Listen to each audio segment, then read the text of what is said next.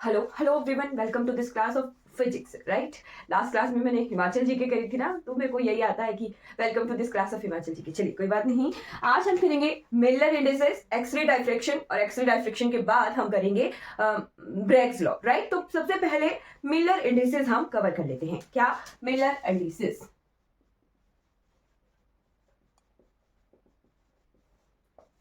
अब ये सबसे पहले हमने किताबों में देखा होगा, ग्रेजुएशन में, मास्टर्स में, कि 3 पॉइंट्स दिखा देते हैं। अब ये 3 पॉइंट्स पता नहीं क्या है, पोजीशन कोऑर्डिनेट्स हैं या क्या है क्या नहीं। तो मान लो हम एक क्रिस्टल क्रिस्टल फॉर्म किया है हमने। राइट, शुरू में ही, क्लास के शुरू में ही मैंने आपको बताया था कि हम क्या करेंगे, एक क्रिस्टल बनाएंगे। राइट, क्रिस्टल बनाने के लिए मैंने यूनिट सेल बताया आपको, यूनिट सेल, लैटिस पॉइंट, उसके बाद बेसिस, बेसिस के बाद ब्रावियाज लैटिस। राइट, और फिर हमने बहुत सारे ब्राविया लैटिस 2D में पढ़े, 3D में पढ़े, उनके स्ट्रक्चर्स पढ़े, उनकी कैरेक्टरिस्टिक्स पढ़ी, और वो कंप्लीट हो गए। अब क्या हमने जो है क्रिस्टल को फॉर्म कर दिया है, क्रिस्टल बना दिया है। क्रिस्टल बना दिया है, क्रिस्टल में क्या है, एटम्स हैं, फेसेस हैं, प्लेन्स हैं। अब क्या, अब उसके बाद क्या, तो मान लो मैं किसी भी पॉइंट पर खड़ी हुई हूं, मान लो रोड के बीचों बीच खड़ी हुई हूँ। राइट, और रोड के बीचों बीच खड़ी हुई हूँ, और पता लगाने को कहा जाए कि मेरी जो है कैरेक्टरिस्टिक्स बता दीजिए आप। राइट, एक होता है ना क्वांटम लेवल पे, और एक होता है क्वांटम लेवल पे, है ना, और एक हम रियल वर्ल्ड में रियल कोऑर्डिनेट्स बताते हैं ना।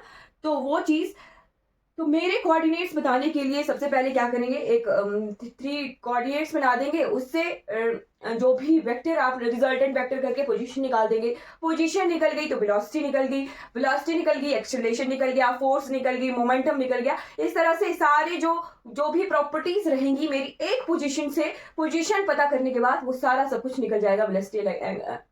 Velocity, acceleration, force, momentum, whatever जो भी निकालना हो, एक चीज सिर्फ और सिर्फ पोजीशन कोऑर्डिनेट्स पता लगने के बाद जो है वो सारी चीजें हम निकाल सकते हैं। वैसे ही मान लो क्रिस्टल में क्या है, एटम्स हैं, एटम्स हैं, एटम्स ने मिलकर एक यूनिट सेल बनाया है। Unit cell, corner, faces, faces जुड़े हुए हैं ना, फेसेस जुड़े हुए हैं। अब आपने कॉर्नर कॉर्नर को छोड़ दीजिए, फेसेस जुड़े हुए हैं। राइट, 6 फेसेस हैं एक यूनिट सेल में, सिंपल क्यूबिक के, चाहे वो बीसीसी स्ट्रक्चर है, चाहे वो एफसीसी स्ट्रक्चर है, कोई भी स्ट्रक्चर है, फेसेस जुड़े हुए हैं। राइट, चाहे फिर वो हमारा हेक्सागोनल स्ट्रक्चर है या फिर हमारा ग्रेफीन का स्ट्रक्चर है, NaCl, व्हाटएवर, फेसेस जो है जुड़े हुए हैं। अब ये फेसेस क्या हैं, आप कंसीडर कीजिए अपने एक रूम में।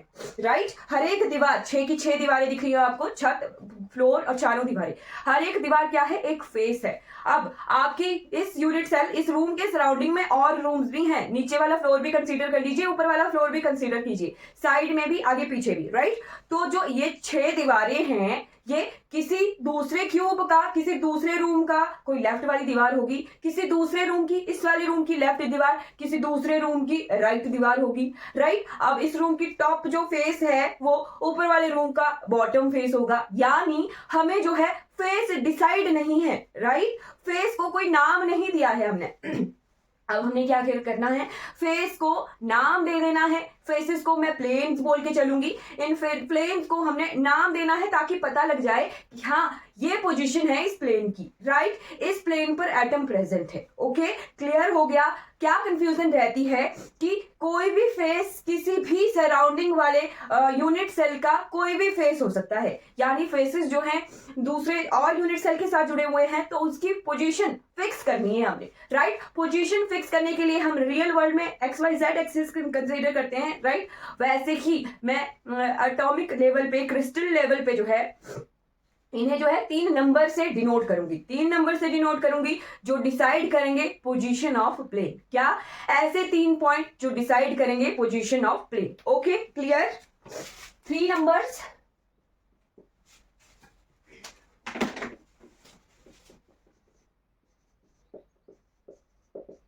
which स्पेलिंग सही लिखी मैंने, which decide the position of planes। Right, जैसे ये क्यूब है, तो अब क्या कर दूंगी, एटम्स तो प्लेस हैं ही, ये मान लिया हमने, ओरिजिन ले ली, ये अच्छे से नहीं बना,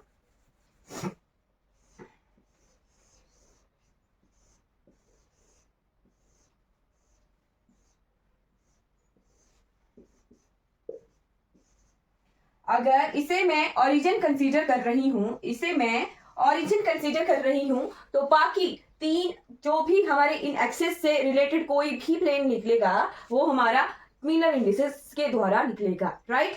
इसको जो है फिक्स कर लीजिएगा, ये हमारी एक्सिस है। अब हम 3 नंबर डिसाइड करेंगे, जो set of 3 number which indicate the position of a face of crystal, right. Position of a face यानी प्लेन ऑफ अ क्रिस्टल,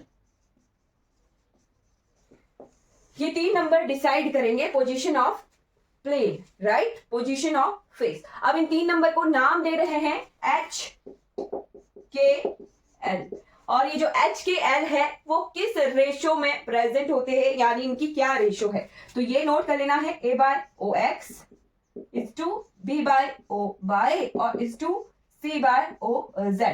यही जो नंबर है, यही जो फॉर्मूला है, ये HKL का फॉर्मूला है। यहां से हमें क्वेश्चन आता है, एग्जाम में क्वेश्चन आता है, राइट। और क्वेश्चन कैसे आएगा वो भी मैं आपको अभी बताऊंगी कि एग्जाम में मिलर इंडिसेस से, एक्स-रे डायफ्रैक्शन से और ब्रैग्स लॉ से इन दो से अलग अलग क्वेश्चन आते हैं। मिलर इंडिसेस से अलग आता है, ब्रैग्स लॉ से अलग आता है, और क्रिस्टल स्ट्रक्चर मैंने बताया वहां से अलग क्वेश्चन आता है। तो हम टू द पॉइंट क्वेश्चन के हिसाब से ही पढ़ रहे हैं, राइट। अब मिलर इंडिसेस को हमने फिक्स कर दिया कि ये वाला फॉर्मूला है, साथ में आपने कॉपी पेन लेके बैठना है और मिलर इंडिसेस बनाने हैं, ओके। OX क्या है, intercept on the X axis, OY क्या है, इंटरसेप्ट ऑन वाई एक्सिस, और OZ क्या है, intercept on Z axis, right. और ABC क्या है, लैटिस पैरामीटर है, ओके। OX क्या है, intercept on X axis, OY क्या है, intercept on Y axis, OZ क्या है, इंटरसेप्ट ऑन Z एक्सिस। अब ये इंटरसेप्ट क्या होता है, इंटरसेप्ट होता है ओरिजिन से प्लेन का डिस्टेंस, यानी कोई भी प्लेन अगर हम कंसीडर कर रहे हैं तो उसका ओरिजिन से कितना डिस्टेंस है वो हम इंटरसेप्ट काउंट करते हैं। या ये भी हो सकता है किन्हीं दो प्लेन्स के बीच में डिस्टेंस, राइट। इंटरसेप्ट क्या, किन्हीं दो पैरेलल प्लेन्स के बीच में डिस्टेंस, ओके, क्लियर।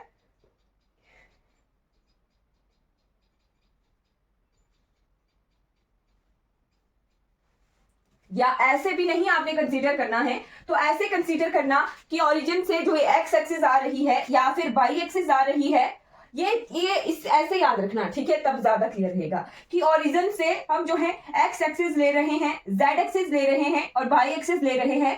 ये एक्सिस जिस पॉइंट पर क्यूब को कट कर रही है, क्या, एक्स एक्सिस जिस पॉइंट पर क्यूब को कट कर रही है, वो क्यूबिक डिस्टेंस एक क्यूब का भी हो सकता है, दो क्यूब का भी हो सकता है, डिपेंड करता है हम डिस्टेंस किस के बीच में निकाल रहे हैं। अगर हम यहाँ दो क्यूब कंसीडर कर रहे हैं, दो क्यूब के बीच के प्लेन्स कंसीडर कर रहे हैं, तो जहां पर क्यूब को काटेगी एक्स एक्सिस, वाई एक्सिस या जेड एक्सिस, वो वाला डिस्टेंस हमारा क्या कहलाएगा, इंटरसेप्ट कहलाएगा। इंटरसेप्ट क्या ही होता है, काटना, ओके। तो एक्स एक्सिस ओरिजिन से एक्स एक्सिस जहां क्यूब को काट रही है वो वाला डिस्टेंस ये क्या होगा, ओ एक्स होगा, ये हमारा ओ वाई होगा और ये हमारा ओ Z होगा, क्लियर। ये तीन डिस्टेंस हमने नोट कर लिए, ये क्या है, इंटरसेप्ट हैं, ओके। और ABC क्या है, हमारे लैटिस पैरामीटर हैं, क्लियर हो गया। फिर H क्या निकलेगा, H निकलेगा A by OX,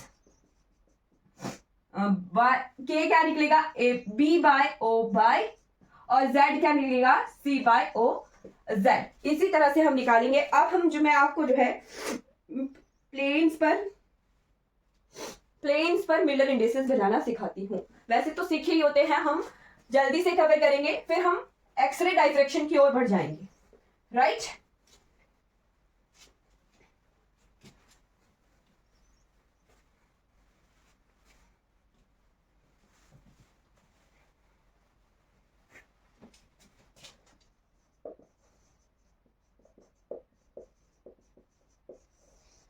अब आपने ये नहीं देखना है कि हमारी बुक कोई भी हो सकती है, आपकी ग्रेजुएशन लेवल की और भी हो सकती है, मास्टर्स लेवल की भी हो सकती है, कि वहां पे कुछ और मिलर इंडिसेस है और मैम ने कुछ और मिलर इंडिसेस बताया। तो आपने देखना है कि मैंने एक्स एक्सिस कहाँ को ड्रॉ की है, वाई एक्सिस कहाँ को अज्यूम की है और जेड एक्सिस कहाँ को अज्यूम की है।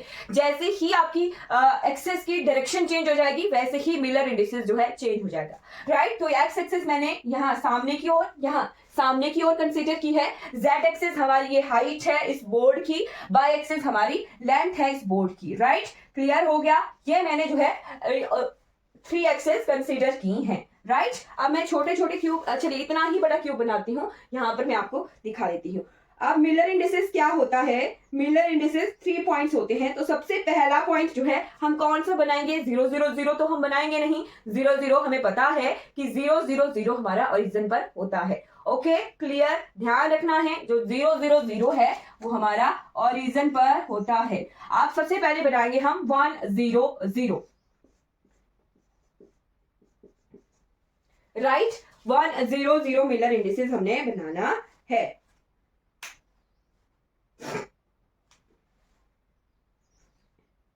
इसमें क्या होता है, निकालते कैसे हम, जैसे ओ एक्स आ गया हमारा 1, ओ बाय इंफिनिटी दिया, अगर क्वेश्चन इस तरह से आएगा तब देखिएगा, ओ एक्स आपको 1 दिया है, ओ बाय आपको इंफिनिटी दिया है और ओ जेड आपको इंफिनिटी दिया हुआ है, राइट। अब एच क्या होता है, ए बी सी 3 पैरामीटर दिए हैं और ओ एक्स ओ बाय ओ जेड की 3 वैल्यू दी हैं ये, तो एच क्या होता है, ए बाय ओ एक्स, ओ बाय के क्या होता है, बी बाय ओ जेड और एल क्या होता है, सी बाय ओ जेड। अब क्यूब है, ध्यान रखना है, क्यूब है तो क्यूब में ए बी सी बराबर होते हैं, क्यूबिक स्ट्रक्चर दिया है तो कई बार आपको lattice parameter A B C नहीं दिया होगा, आपको क्वेश्चन में लिखा होगा lattice parameter is equal to A, ध्यान रखना है, lattice parameter is equal to A भी आपको लिखा हुआ दिया जा सकता है, राइट। अब इसे ए, अगर ए ही कंसीडर करेंगे हम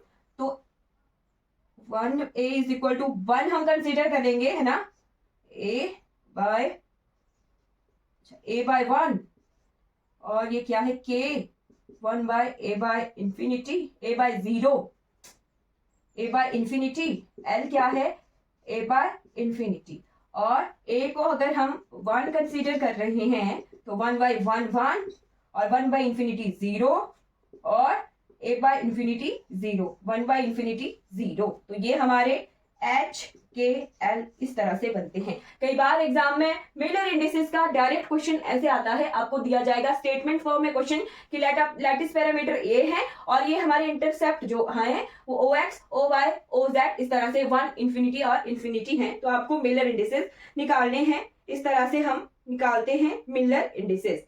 अब हम जो है क्यूब पर इसको ड्रॉ करेंगे, क्यूब पर किस तरह से ड्रॉ करना है, राइट। जो मिलर इंडिसेस होते हैं आपको सिलेबस प्रोवाइड करवाया गया है, आपने सब्जेक्ट मटेरियल में देखना है, स्टडी मटेरियल में वहां पर पूरी पीडीएफ प्रोवाइड करवा दी गई है सिलेबस की। बुक तो हम मास्टर्स लेवल में किटल पढ़ते हैं, पूरी की पढ़ते हैं, साथ में बीएससी की जो है आपकी बुक लेके चलना, साथ में वहां से पढ़ लेना, है ना, राइट। बुक भी मैं आपको अपलोड करवा दूंगी, किटल की भी और पूरी की भी, दोनों बुक्स मैं अपलोड करूंगी, राइट। मैं कर रही थी पर वो हो नहीं रहा था, ठीक है। फिर साथ में हाँ हम मिलर इंडिसेस ड्रॉ कर रहे हैं और मिलर इंडिसेस का डायरेक्ट क्वेश्चन आता है तो ध्यान रखना है, क्या है, ओ एक्स 1 है, ओ बाय इंफिनिटी है, ओ जेड क्या है, इंफिनिटी है, एक्स एक्सेस ये हमारा है, वाई एक्सेस ये है, जेड एक्सेस ये है, राइट। अब एक्स एक्सिस को 1 कंसीडर करके ओरिजिन से लैटिस पैरामीटर 1 करके दिया हुआ है, ठीक है। अगर ये ऐसा दिया है लैटिस पैरामीटर क्या है, a इक्वल टू 1 है और क्यूबिक स्ट्रक्चर में ए बी सी बराबर होते हैं, ध्यान रखना है। अगर ओ एक्स 1 दिया है तो डायरेक्ट हमें पता है कि लैटिस पैरामीटर जो है हमारा 1 है, ओके क्लियर, ध्यान रखना है। अब आता है ओ एक्स 1 है तो हमने ए डिस्टेंस, इसको ए डिस्टेंस ट्रेवल कर, ए लिख के चलूं या 1 लिख के चलूं एक ही बात है ना। अब ए डिस्टेंस ओरिजिन से 1 डिस्टेंस ए रखती हूँ ना, तब ज्यादा इजी रहेगा। ओरिजिन से हमने ए डिस्टेंस ट्रेवल करना है, राइट। ये ओरिजिन है, यहां से हम एक्स एक्सिस में ए डिस्टेंस ट्रेवल करेंगे। क्या कैसे ड्रॉ करना है देखिएगा, ओरिजिन से हमने ए डिस्टेंस ट्रेवल करना है एक्स एक्सिस की तरफ, ये आ गया ओ एक्स। अब इंफिनिटी इंफिनिटी कैसे ड्रॉ करना है, तो ओ बाय में हमने जाना है इंफिनिटी में और ओ जेड में हमने जाना है इंफिनिटी में, राइट। अब हम यहां पहुंच गए इस पॉइंट पर, ओरिजिन से हम यहां आ गए हैं ए डिस्टेंस ट्रेवल करके। अब हमने इस पॉइंट से जाना है वाई डायरेक्शन में इंफिनिटी में और जेड डायरेक्शन में इंफिनिटी में। ध्यान रखिए, वाई डायरेक्शन में इंफिनिटी में और जेड एक्सिस में इंफिनिटी में, राइट। वाई एक्सिस में गए इंफिनिटी में और जेड एक्सिस में गए इंफिनिटी में, राइट। तो कौन सा वाला प्लेन हमें नजर आ रहा है, ये वाला फ्रंट वाला प्लेन हमें नजर आ रहा है,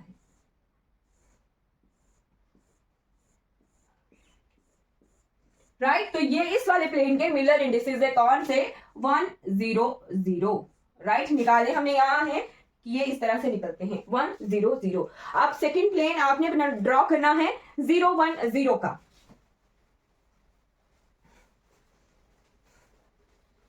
0 1 0 प्लेन ड्रॉ कीजिए अपने बुक कॉपी पर, 0 1 0, राइट। ओ एक्स गए हैं हम इंफिनिटी, ओ वाई हमने ए डिस्टेंस ट्रेवल किया है और ओ जेड हमने इंफिनिटी गए हैं, right. X Y Z axis आप पर डिपेंड करता है कि आप कहां पर X Y Z axis draw कर रहे हैं। या गया एक्स, या गया वाई एक्सिस, या गया जेड एक्सिस। ओरिजिन से हम वाई की ओर ए डिस्टेंस ट्रेवल करके आ गए हैं, राइट। ओरिजिन से हमने वाई में ए डिस्टेंस ट्रेवल किया, फिर हम गए एक्स एक्सिस में गए इंफिनिटी की ओर और वाई एक्सिस में गए इंफिनिटी में, राइट। एक्स एक्सिस में गए इंफिनिटी में और जेड एक्सिस में गए इंफिनिटी में, तो हमारा ये वाला प्लेन आ रहा है 0 1 0 का। ये मिलर इंडिसेस सारे डिपेंड करेंगे आप ओरिजिन से किस तरफ एक्स एक्सिस वाई एक्सिस और जेड एक्सिस ले रहे हैं, वहां पर डिपेंड करेंगे। अब हम 0 0 1 कंसीडर करते हैं, ये 0 0 1 मिलर इंडिसेस के कौन सा वाला प्लेन के ये मिलर इंडिसेस हैं, राइट। अब 0 0 1 एक्स में इंफिनिटी जा रहे हैं, वाई में इंफिनिटी और जेड में ए डिस्टेंस ट्रेवल कर रहे हैं। ये आ गया एक्स एक्सिस, ये आ गया वाई एक्सिस, ये आ गई जेड एक्सिस, राइट। अब जेड एक्सिस में हम ओरिजिन से ए डिस्टेंस ट्रेवल कर रहे हैं तो पहुंच गए यहाँ टॉप में, राइट। अब एक्स एक्सिस में जाना है इंफिनिटी में और वाई एक्सिस में जाना है इंफिनिटी में, तो हमारा ये वाला टॉप प्लेन बन जाता है। ये वाले इजी हैं। अब हमने डबल 1 1 वाले ड्रॉ करने हैं, वो क्वेश्चन में डायरेक्ट आते हैं, राइट। तो ध्यान रखना है, ये तो सिंपल है, ये भी एग्जाम में कई बार, एग्जाम में पता क्या आता है, कई बार आपको फिगर दी होगी ऑप्शन में, कई बार आपको मिलर इंडिसेस ये दिए होंगे 0 0 1 0 1 0, है ना। अभी मैं आपको, अभी जैसे हम एक्सरे डायफ्रेक्शन बताएंगे तो ये जो प्लेन है कौन से अलाउड है कौन से नहीं अलाउड है ना, ये भी हमें पता होना चाहिए और वो हम देखते हैं, राइट। हर एक स्ट्रक्चर के कोई एक प्लेन्स अलाउड होते हैं, कोई एक प्लेन्स नॉन अलाउड होते हैं, वो भी हमें पता लगना चाहिए। ये हमारे सिंपल क्यूबिक के स्ट्रक्चर आ गए। अब हमने समझ आ रहा है आपको मिलर इंडिसेस किस तरह से ड्रॉ कर रहे हैं।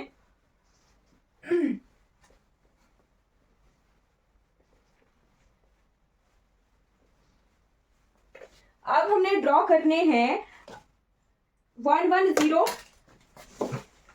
1 1 0 प्लेन, 1 1 0 प्लेन, 0 1 1 प्लेन, 0 1 1,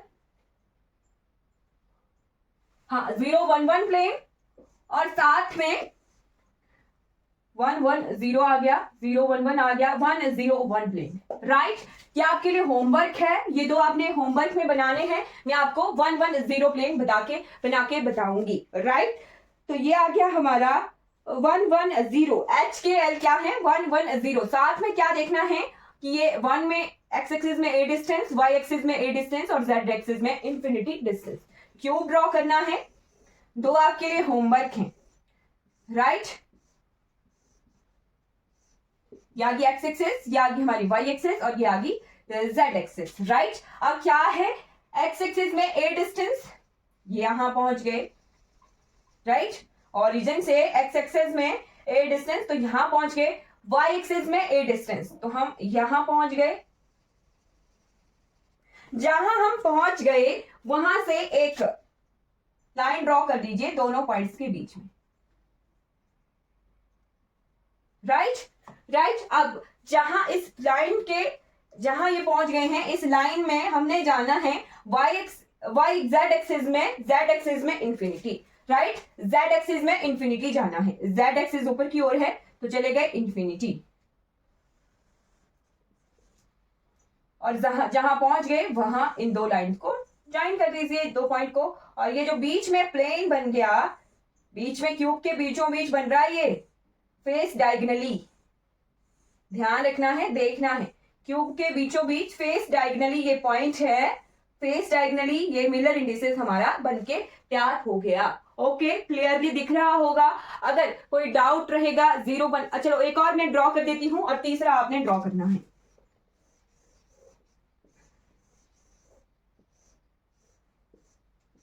क्या है, 0, एक्स एक्सिस में इंफिनिटी, बाय में ए और जेड में ए, राइट। ये मैं अगर एक्स एक्सिस कंसीडर कर रही हूं, ये वाई एक्सिस, ये जेड एक्सिस, राइट। तो बाय में जाना है ए डिस्टेंस और जेड में जाना है ए डिस्टेंस। बाय में गए ए डिस्टेंस और जेड में गए ए डिस्टेंस, क्लियर। बाय में गए ए डिस्टेंस और जेड में गए ए डिस्टेंस, तो इन दोनों पॉइंट्स को हमने ज्वाइन कर लिया, राइट। इन दोनों पॉइंट को ज्वाइन कर लिया। अब हमने जहां ज्वाइन किया है ए, वहां से एक्स एक्सिस में जाना है इंफिनिटी, राइट। तो ये चलेगा इंफिनिटी, इस पॉइंट पर पहुंच गए क्यूब के, और यहां से गए अगर इंफिनिटी तो इस पॉइंट पर पहुंच गए क्यूब के।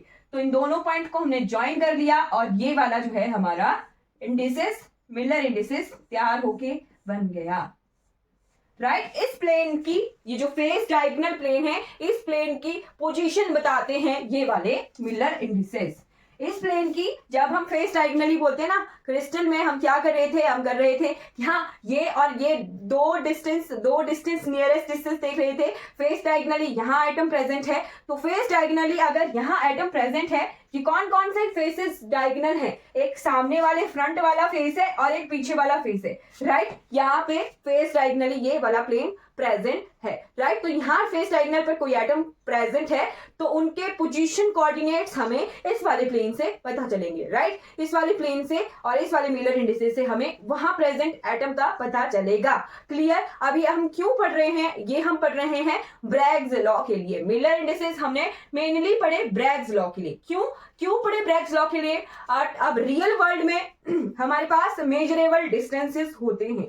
रियल वर्ल्ड में मैंने आपको क्लास के शुरू में ही बताया था कि मैं किसी पॉइंट पर खड़ी हुई हूं तो वहां पर ओरिजिन बना देंगे और ओरिजिन से कोई भी पोजीशन कोऑर्डिनेट बना के मेरा डिस्टेंस बता देंगे, राइट। डिस्टेंस बता देंगे। बट यहाँ एटॉमिक लेवल पे किसी एटम की पोजीशन पता करने के लिए हमें थोड़े पॉइंट्स तो पता लगने चाहिए, राइट। और ये जो पोजीशन पॉइंट है ये मिलर इंडिसेस हैं एटॉमिक लेवल पे, राइट। ये जो 3 पॉइंट हैं ये एटॉमिक लेवल पर किसी भी फेस की पोजीशन बताते हैं कि उस फेस पर कैसे एटम प्रेजेंट है, उस प्लेन पर कैसे एटम प्रेजेंट है। अब प्लेन पर क्यों? क्योंकि प्लेन जो है फिक्स नहीं है, राइट। प्लेन एक फेस जो है किन्हीं दो क्यूब्स के बीच में डिवाइड है, राइट। किन्हीं दो क्यूब के बीच में कॉमन है। वही चीज कि अगर आप इस यूनिट सेल में बैठे हुए हो तो आपका देखिए, आप ऊपर वाला जो फेस है वो उससे ऊपर वाले फेस का बॉटम है बट इस वाले फेस का टॉप है, तो फिक्स करना है, उसे नाम दे देंगे अगर, तो हमें पता लग जाएगा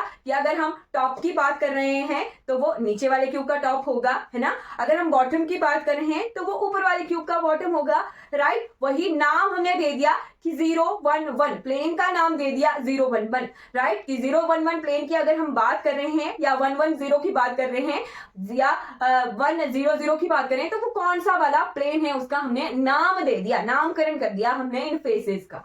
क्लियर हो गया।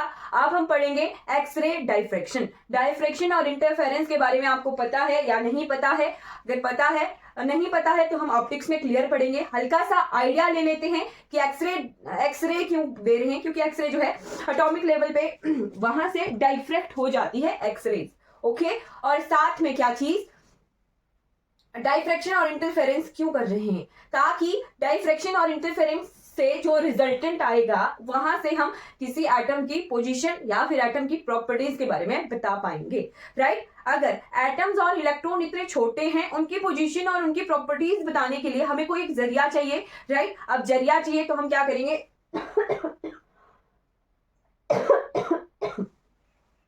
एक्सरे को जो है उस एटम पर या उस क्रिस्टल पर फॉल करवाएंगे, राइट, क्रिस्टल पर फॉल करवाएंगे, वहां क्रिस्टल से वो डाइफ्रैक्ट हो रही है या इंटरफेरेंस हो रही है, एटम जो है अगर उस रे को डाइफ्रैक्ट करें, डाइफ्रैक्ट तो हम एक्सटर्नल स्लिट लगा के करवाएंगे है ना, बट उन एटम्स के बीच में वहां पर इंटरफेरेंस हो रही होगी, राइट, प्लेन्स की प्रॉपर्टी उन प्लेन से ही जो है, राइट, वहां से एटम जहां है, प्लेन्स पर एटम प्रेजेंट है, ओके ओके, चाहे कॉर्नर है बट कॉर्नर भी जो है किसी क्यूब का प्लेन बन रहा है, राइट, कॉर्नर भी जो है जुड़कर प्लेन बना रहे हैं, राइट, हम प्लेन्स की बात करेंगे, अब थोड़ी बड़ी बात करेंगे, राइट, तो उन प्लेन से डाइफ्रैक्ट होके या इंटरफेरेंस होके जब रे बाहर आ रही है तो बाहर उसमें क्या चेंज आया, क्या कहा मैंने, क्रिस्टल पर हमने एक्सरे फॉल करवाई, राइट, वहां पर डाइफ्रैक्शन और इंटरफेरेंस हम दोनों करवाएंगे, डाइफ्रैक्शन हम एक्सटर्नली करवाएंगे और इंटरफेरेंस जो है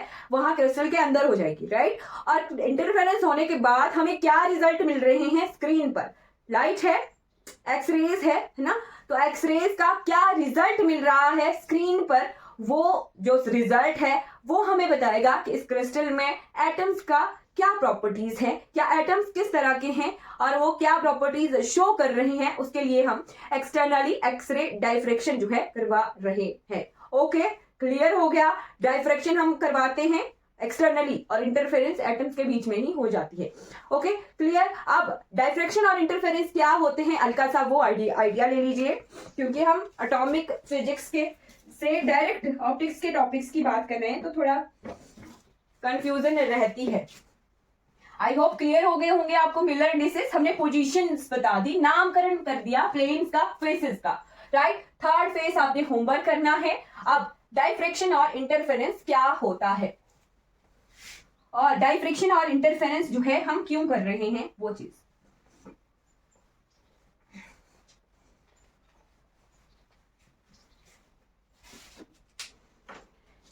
अच्छा, वन प्लेन रह गया, वो भी देख लेना है। ये क्यूब है हमारा, वन प्लेन का जो है क्वेश्चन आ जाता है कई बार। ये एक्स एक्सिस है, ये वाई एक्सिस है, ये जेड एक्सिस है। वन प्लेन क्या, एक्स से भी ए डिस्टेंस, वाई से भी ए डिस्टेंस, जेड से भी ए डिस्टेंस, ओरिजिन से एक्स से ए डिस्टेंस, जेड पर भी ए डिस्टेंस और वाई पर भी ए डिस्टेंस। तो यहाँ इन 3 पॉइंट्स पर जो है हम पहुंच गए। इन तीनों पॉइंट्स को जो है आपस में मिला देंगे और ये क्यूब के बीचों बीच एक ट्राइंगुलर प्लेन बन जाता है। ये हमारा वन मिलर इंडिसेस का प्लेन होता है। क्लियर, ये नोट कर लेना है, कई बार एग्जाम में क्वेश्चन आ जाता है, राइट। साथ में एक और चीज कि दो पैरेलल प्लेन्स के मिलर इंडिसेस का मैग्नीट्यूड सेम होता है, वो हम नेगेटिव मिलर इंडिसेस में भी देखेंगे, राइट। दो पैरेलल प्लेन्स के मिलर इंडिसेस का मैग्नीट्यूड एक बराबर होता है, ये भी स्टार लगाकर नोट कर लीजिएगा, right.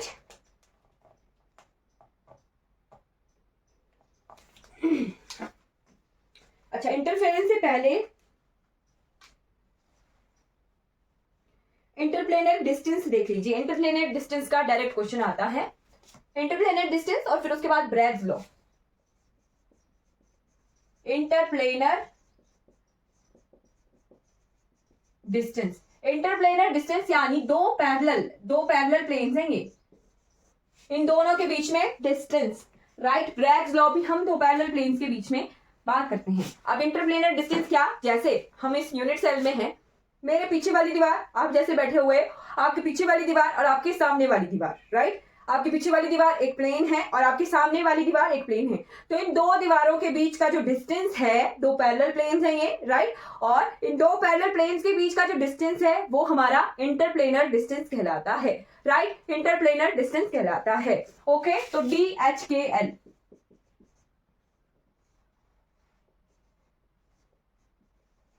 DHKL is equal to 1/h² by a² Q under root of plus k² by b² plus l² by c²। Cube के लिए बात कर रहे हैं तो ABC बराबर होंगे। ABC क्या है, लैटिस पैरामीटर है, और HKL क्या है, मिलर इंडिसेस हैं,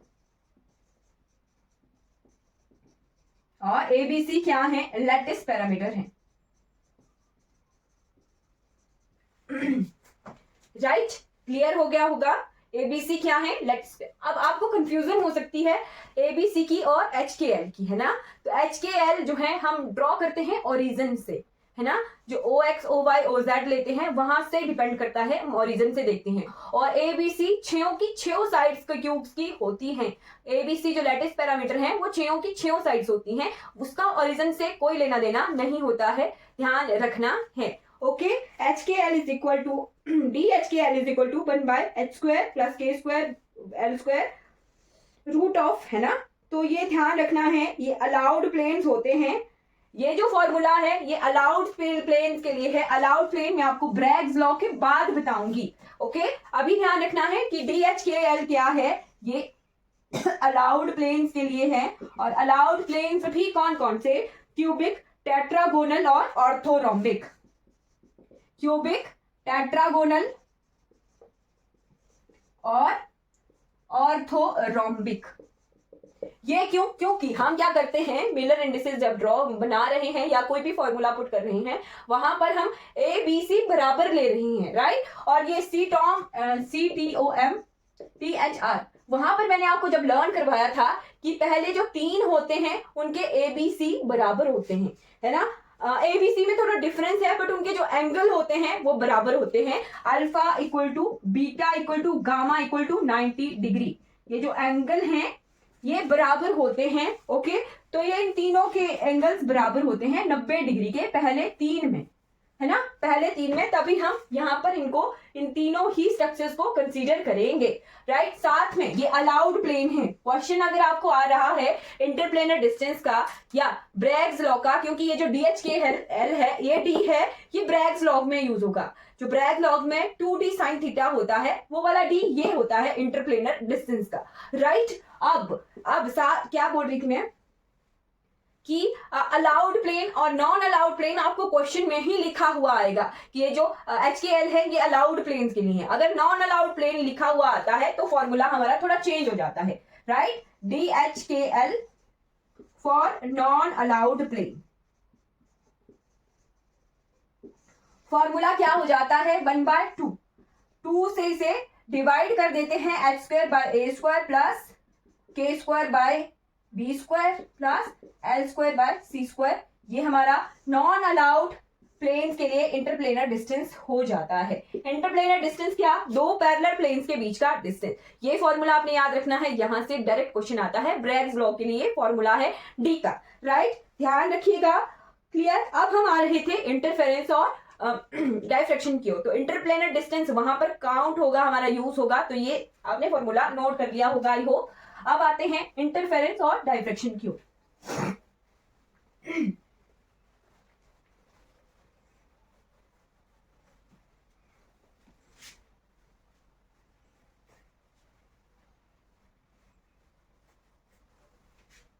डायफ्रैक्शन,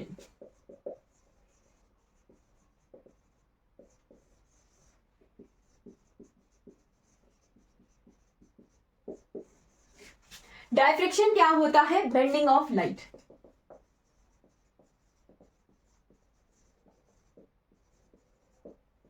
बेंडिंग ऑफ लाइट कैसे, किसी भी जिस मीडियम के थ्रू लाइट पास हो रही है उस मीडियम के कॉर्नर से लाइट बेंड हो जाती है, वो हमारी डायफ्रैक्शन होती है। क्या, मीडियम को पार करने के बाद किसी कॉर्नर से जो है लाइट बेंड हो जाए, वो हमारा डायफ्रैक्शन होता है, राइट। मान लो ये हमारा कोई मीडियम है, राइट, ये कोई भी मीडियम है, राइट। और इस मीडियम से हम क्या कर रहे हैं, लाइट पास कर रहे हैं। लाइट पास हो गई यहां से यहां और यहां पर बैंड हो गई, या इधर को चली गई उधर को चली गई, कहीं पर भी चलेगी। तो इस मीडियम को पार करने के बाद कॉर्नर से जो है मीडियम की लाइट बैंड हो जाती है, वो डायफ्रैक्शन होता है। अब मान लो इस मीडियम में, पहले इस मीडियम से पार ये क्रिस्टल है, राइट। इस क्रिस्टल पर हमने डायफ्रैक्टेड रेज को फॉल करवाना है। तो हम क्या करेंगे, ये लाइट है, इसके लाइट को यहाँ पार करवाने से पहले ही यहाँ क्या करेंगे, एक स्लिट पोजिशन कर लेंगे। इन दो के बीच में एक स्लिट पोजिशन कर लेंगे, राइट। उस स्लिट के कॉर्नर से, स्लिट क्या होता है, ये एक डिस्टेंस होता है, डिस्टेंस वाली कोई भी स्ट्रिप हो जाएगी, ठीक। मान लो कोई एक स्ट्रिप है, कुछ भी नहीं मिल रहा। कोई एक स्ट्रिप है, उसमें एक छेद कर देंगे, है ना, या फिर उनमें डिस्टेंस एक बना देंगे और उस डिस्टेंस के थ्रू, उस होल के थ्रू जो है लाइट प्रवाह पार करवाएंगे। जहां उस स्लिट के थ्रू लाइट पार करेगी, उस स्लिट में पार करने के बाद ही लाइट बेंड हो जाएगी और ये बेंड लाइट, डाइफ्रैक्टेड लाइट फिर इस क्रिस्टल में पार होगी, राइट। अगर इसको मैं बोर्ड पर कैसे ड्रॉ करूंगी, मान लो ये हमारा लाइट सोर्स है, बट हम इसमें एक्सरे ही लेके चलेंगे, ध्यान रखना है। एक्सरे है, एक्सरे डायरेक्ट क्रिस्टल पर गई तो क्रिस्टल में पार करने के बाद वो डाइफ्रैक्ट हुई, राइट। चाहे वो किसी भी डायरेक्शन में डाइफ्रैक्ट हुई, बट इस तरह से डाइफ्रैक्शन होती है उसके कॉर्नर से, राइट। ये कॉर्नर है मान लो, तो कॉर्नर से डाइफ्रैक्ट होगी। अब हमने क्या करना है, इस क्रिस्टल के अंदर ही डाइफ्रैक्टेड रे जानी चाहिए। क्या इस क्रिस्टल के अंदर ही डाइफ्रैक्टेड रे जानी चाहिए? तो हम क्या करेंगे, यहां बिल्कुल बीच में एक स्लिट जो है प्लेस कर देंगे,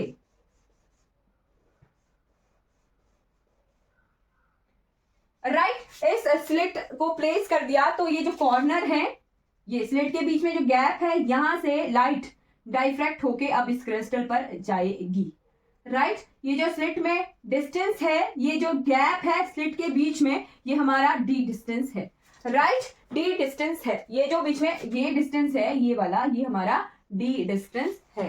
क्लियर, बिल्कुल क्लियर। हमने क्रिस्टल से पहले ही स्लिट प्लेस कर दी, यही हमारा ब्रैग्स लॉ के लिए एक्सपेरिमेंटल स्ट्रक्चर है, राइट। एक्सपेरिमेंटल इसी तरह से हम एक्सपेरिमेंट करेंगे। हमने मास्टर्स लेवल में एक्सरे डाइफ्रैक्शन बहुत अच्छे से डार्क रूम में एक्सपेरिमेंट किए हैं, राइट। वही एक्सपेरिमेंट मैं आपको बता रही हूँ। हम अलग अलग डिस्टेंस की स्लिट वहां प्लेस करते थे डार्क रूम में। कोई भी क्रिस्टल होता था उसके सामने अलग अलग डिस्टेंस की जो है स्लिट प्लेस करते थे, डाइफ्रैक्शन करवाते थे, क्रिस्टल के अंदर इंटरफेरेंस होती थी। अब इंटरफेरेंस क्या होता है वो भी मैं आपको बताती हूँ। इंटरफेरेंस होने के बाद हमें स्क्रीन पर डार्क पॉइंट्स और ब्राइट पॉइंट और डार्क पॉइंट्स जो है मिलते थे, राइट। स्क्रीन पर मैक्सिमा मिनिमा मिलते थे। अब वो मैक्सिमा मिनिमा क्या होते हैं, इंटरफेरेंस क्या होती है? तो इंटरफेरेंस होती है सुपरपोजिशन ऑफ रेज या सुपरपोजिशन ऑफ वेव्स।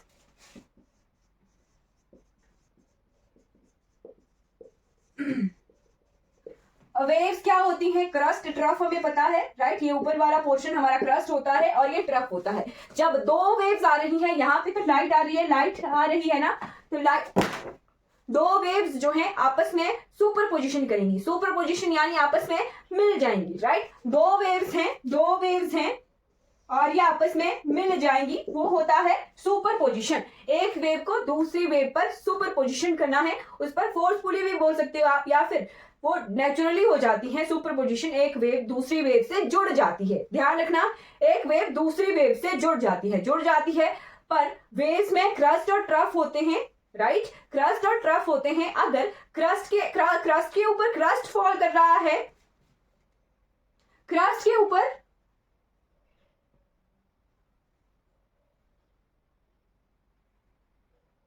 नहीं, क्लास 7 बजे नहीं होगी, क्लास 7 बजे नहीं होगी, 5:45 बजे ही होगी, है ना। क्रस्ट के ऊपर क्रस्ट फॉल कर रहा है ना, तो वो ज्यादा क्रस्ट बन जाएगा, है ना। अगर क्रस्ट के ऊपर क्रस्ट, ये क्रस्ट होता है ना और ये ट्रफ होता है, अगर क्रस्ट के ऊपर क्रस्ट जुड़ रहा है तो हमारे एम्पलीट्यूड बढ़ जाता है ना। और अगर क्रस्ट के ऊपर ट्रफ जुड़ता है तो हमारा एम्पलीट्यूड घट जाता है ना। अगर क्रस्ट के ऊपर ट्रफ फॉल कर रहा है तो हमारा एम्पलीट्यूड घट जाता है, ध्यान रखना है, राइट। अगर इंटरफेरेंस के बाद, सुपरपोजिशन के बाद क्रस्ट पे क्रस्ट फॉल कर रहा है ना, उसे कहते हैं कंस्ट्रक्टिव इंटरफेरेंस। इंटरफेरेंस के बाद अगर कंस्ट्रक्टिव इंटरफेरेंस हो रही है तो हमारे ब्राइट पॉइंट्स बनते हैं। बस यही चीज ध्यान रखनी है, ब्राइट पॉइंट्स।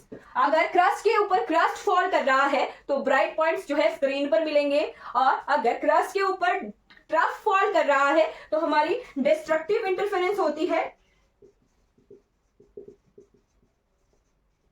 और हमें डार्क पॉइंट्स मिलते हैं। बस यही चीज ध्यान रखनी है, यही चीज बताने के लिए मैंने आपको डाइफ्रैक्शन और इंटरफेरेंस बताई। क्रस्ट के ऊपर क्रस्ट कंस्ट्रक्टिव इंटरफेरेंस हो रही है तो ब्राइट पॉइंट्स हमें मिलेंगे, मैक्सिमा जिन्हें हम बोलेंगे मैक्सिमा, ब्राइट स्पॉट हमें स्क्रीन पर दिखेंगे। अगर क्रस्ट के ऊपर ट्रफ फॉल कर रहा है, डिस्ट्रक्टिव इंटरफेरेंस हो रही है, डार्क पॉइंट्स हमें मिलेंगे जिन्हें मिनिमा कहेंगे।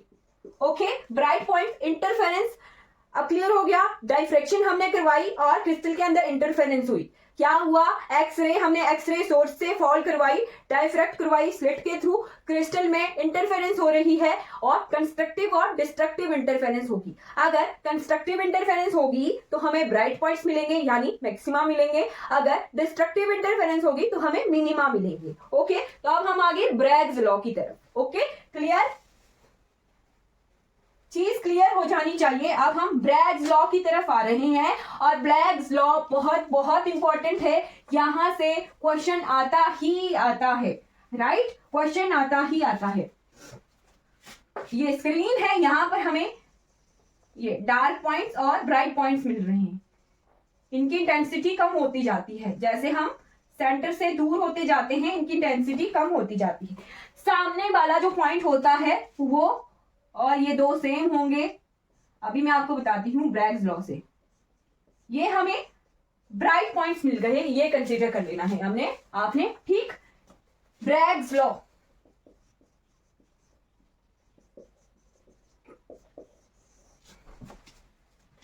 एक्सपेरिमेंटल बता दिया मैंने आपको, है ना। अब ब्रैग्स लॉ में क्या होगा वो चीज देख लीजिए। एक्सरे को हमने क्रिस्टल पर फॉल करवाया, ये क्रिस्टल है, क्रिस्टल के बीच में क्या हो रहा है वो चीज, क्रिस्टल के बीच में मान लो ये दो प्लेन्स हैं, ये दो क्या है, पैरेलल प्लेन्स हैं। क्रिस्टल के बीच में क्या हो रहा है, रिजल्टेंट तो मैंने आपको दिखा दिया ना, बट क्रिस्टल के अंदर क्या हो रहा है, ये तो पैरेलल प्लेन्स हैं। आपने ये नहीं सोचना कि दो लाइंस हैं पैरेलल हैं, बट ये प्लेन्स है ना। जिस रूम में आप बैठे हुए हो उसमें देख लीजिए आप पर क्या है, एक्सरे बाहर से पड़ रही है, ठीक। इस क्यूब पर, इस यूनिट सेल पर एक्सरे जो है बाहर से पड़ रही है, वो डाइफ्रैक्टेड है, स्लिट हमने रखी हुई है एक्सरे सोर्स के सामने, वो डाइफ्रैक्टेड एक्सरे आ रही है, राइट। अब इस रूम में प्लेन्स आपने कंसीडर कर लेनी कि कौन से वाले दो पैरेलल प्लेन्स के बीच में वो फॉल हो रही है, वो कंसीडर कर लीजिए। जैसे मान लो यही वाली वॉल्स कंसीडर कर लेते हैं, हमारे पीछे वाली वॉल और सामने वाली वॉल, ये दो क्या हैं, पैरेलल प्लेन्स हैं, राइट। उन पैरेलल प्लेन्स पर राइट की ओर से कंसीडर कर लेना है, राइट की ओर से डाइफ्रैक्टेड एक्सरेज हमें मिल रही हैं, राइट की ओर से डाइफ्रैक्टेड एक्सरेज हमें मिल रही हैं। एक पड़ गई इस वाले प्लेन पर, ये अगर मान लो मैंने इस प्लेन को नाम दे दिया, क्या नाम दूं, पी क्यू नाम देती हूँ, ये पी है और ये क्यू है प्लेन, है ना, पी क्यू नाम है प्लेन का। तो एक एक्सरे यहां फॉल कर रही है और एक रे यहां फॉल कर रही है, राइट। अब क्या होता, जब ये ए पॉइंट पर पड़ेगी तो यहां से ये बेंड हो जाएगी, स्कैटर हो जाएगी, ठीक है। और जो भी रिजल्ट हमें स्क्रीन पर मिलेगा वो फिर यहां इस क्रिस्टल से बाहर, ये क्रिस्टल है, क्रिस्टल के प्लेन्स है, यहां मान लो हमने स्क्रीन लगाई हुई है, ये क्रिस्टल है, क्रिस्टल के दो पैरेलल प्लेन्स हैं, है ना, और स्क्रीन लगाई हुई है, वहां पर हमें रिजल्ट दिख जाएगा। Okay, clear. ये एक्सरे आ रही है, यहां से स्कैटर होके वहां चली गई, इंटरफेरेंस हुआ, जो भी हुआ वो हमें स्क्रीन पर रिजल्ट मिलेगा, राइट। अब ये बेंड हो गई, मान लो ये बेंड हो गई एक ए पॉइंट पर और एक यहां पर पॉइंट मान लिया हमने सी पॉइंट, राइट। अब इन दो इंटरप्लेन्स के बीच में डिस्टेंस कितना आ गया, इंटरप्लेनर डिस्टेंस हमने देखा था, है ना, तो वो ये आ गया डी डिस्टेंस, इन दो के बीच में डी डिस्टेंस है, ये आ गया इंटरप्लेनर डिस्टेंस। डी क्या है, इंटरप्लेनर डिस्टेंस, वो मैंने आपको निकालना बता दिया है, इंटरप्लेनर डिस्टेंस है डी, यानी ए से सी के बीच में ये जो डिस्टेंस है वो क्या है, डी है। यहाँ पी क्यू दो प्लेन्स हैं, इन दोनों के बीच में डिस्टेंस क्या है, सी है। ओके, क्लियर हो गया होगा। अब हम क्या करेंगे,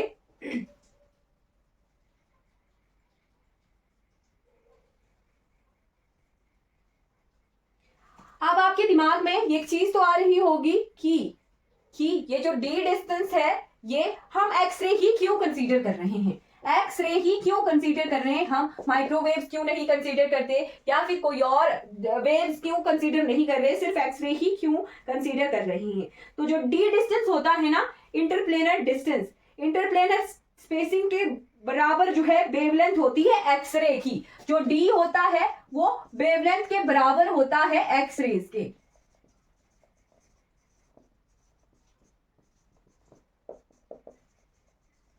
तभी हम डी एक्स रेज ही कंसीडर करते हैं, राइट। यानी जो इंटरप्लेनर डिस्टेंस है वो एक्स रेज की वेवलेंथ के कंपेरेबल होता है, तभी हम एक्स रेज ही कंसीडर कर रहे हैं, राइट। पहले डायफ्रैक्शन होती है, फिर इंटरफेरेंस होती है, उसके बाद ब्राइट और डार्क स्पॉट्स जो हैं बनते हैं। अब हमने पाथ डिफरेंस बनाना है, राइट। पाथ डिफरेंस बनाना है, क्या चीज की हम दो पॉइंट कंसीडर कर लेते हैं, एक यहां एक यहां, इसको यहां जोड़ दिया, इसको यहां जोड़ दिया। देखिए ये पॉइंट और ये पॉइंट, यहां से और यहां से वेव्स अगर सीधी चली जाती तो सेम डायरेक्शन रहती है ना। तो यहाँ इन दो पॉइंट्स के बीच में ये जो मान लो ये बी पॉइंट है और ये डी पॉइंट है, राइट। यहां से यहां तक ही वेव्स में चेंज आ रहा है, राइट, राइट।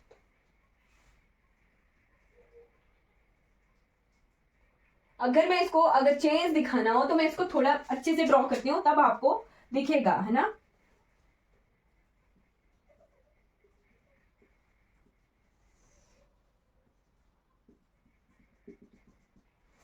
राइट। अगर यहां देखिए ये पॉइंट आ गया हमारा बी पॉइंट और यहां ये आ गया सी पॉइंट, डी पॉइंट आ गया ए पॉइंट, ओके।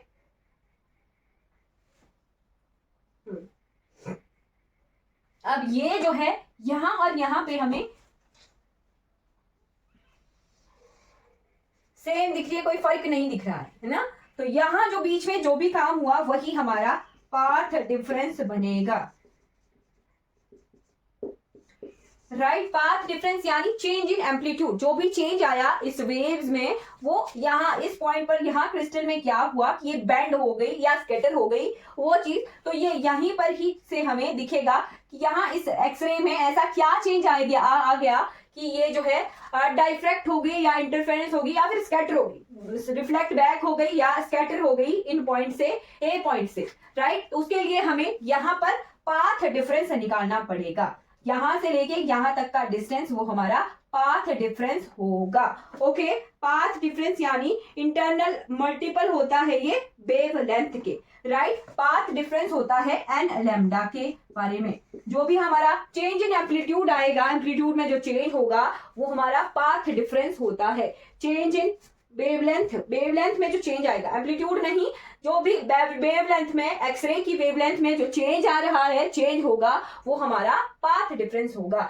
यानी अगर ए पॉइंट पर और सी पॉइंट्स पर इन प्लेन्स के ए पॉइंट और सी पॉइंट पर एक्सरे फॉल हो रही है और यहाँ से स्कैटर हो रही है, स्कैटर होने के बाद इसमें वेवलेंथ में चेंज आया, तभी हमारे वेवलेंथ में चेंज आया, इंटरफेरेंस हुई और तभी हमारे डार्क स्पॉट और ब्राइट स्पॉट स्क्रीन पर मिल रहे हैं। तो जो चेंज है इसमें पाथ डिफरेंस लैम्डा में वेवलेंथ में वो हमारा पाथ डिफरेंस होता है, ओके। पाथ डिफरेंस जो है क्या होता है, BC plus C D, BC plus C D जो है हमारा पाथ डिफरेंस होता है, right. BC plus C D, okay, clear. अब हमने ये एंगल बन गया 90 डिग्री का, एक परपेंडिकुलर ड्रॉ कर दिया हमने ए से बी की ओर और ए से बी की ओर। अगर ये परपेंडिकुलर है तो ये एंगल हमारे 90 डिग्री के हैं। अब पाथ डिफरेंस हम निकाल लेते हैं, कैसे निकलेगा path difference, right. BC plus C D, BC plus C D, right. BC plus C D जो है, बीसी कैसे निकलेगा, परपेंडिकुलर अपॉन हाइपोटेन्यूज। तो ये परपेंडिकुलर हमने ड्रॉ किया और ये क्या है, एसी बीच में हाइपोटेन्यूज है, राइट। एसी क्या है बीच में, हाइपोटेन्यूज है, ओके। तो BC is equal to triangle law हम ड्रॉ करेंगे, है ना। ये परपेंडिकुलर है, ये बेस है और ये हाइपोटेन्यूज है इसमें। एसी क्या है, डी है, इन दोनों के बीच में डिस्टेंस क्या है, डी है। तो हाइपोटेन्यूज हमारा क्या होगा, ये क्या होता है, perpendicular upon hypotenuse sine theta के बाद बराबर, है ना। तो पी अपॉन एच क्या है, डी है ना। एच क्या है हमारा, डी है, राइट।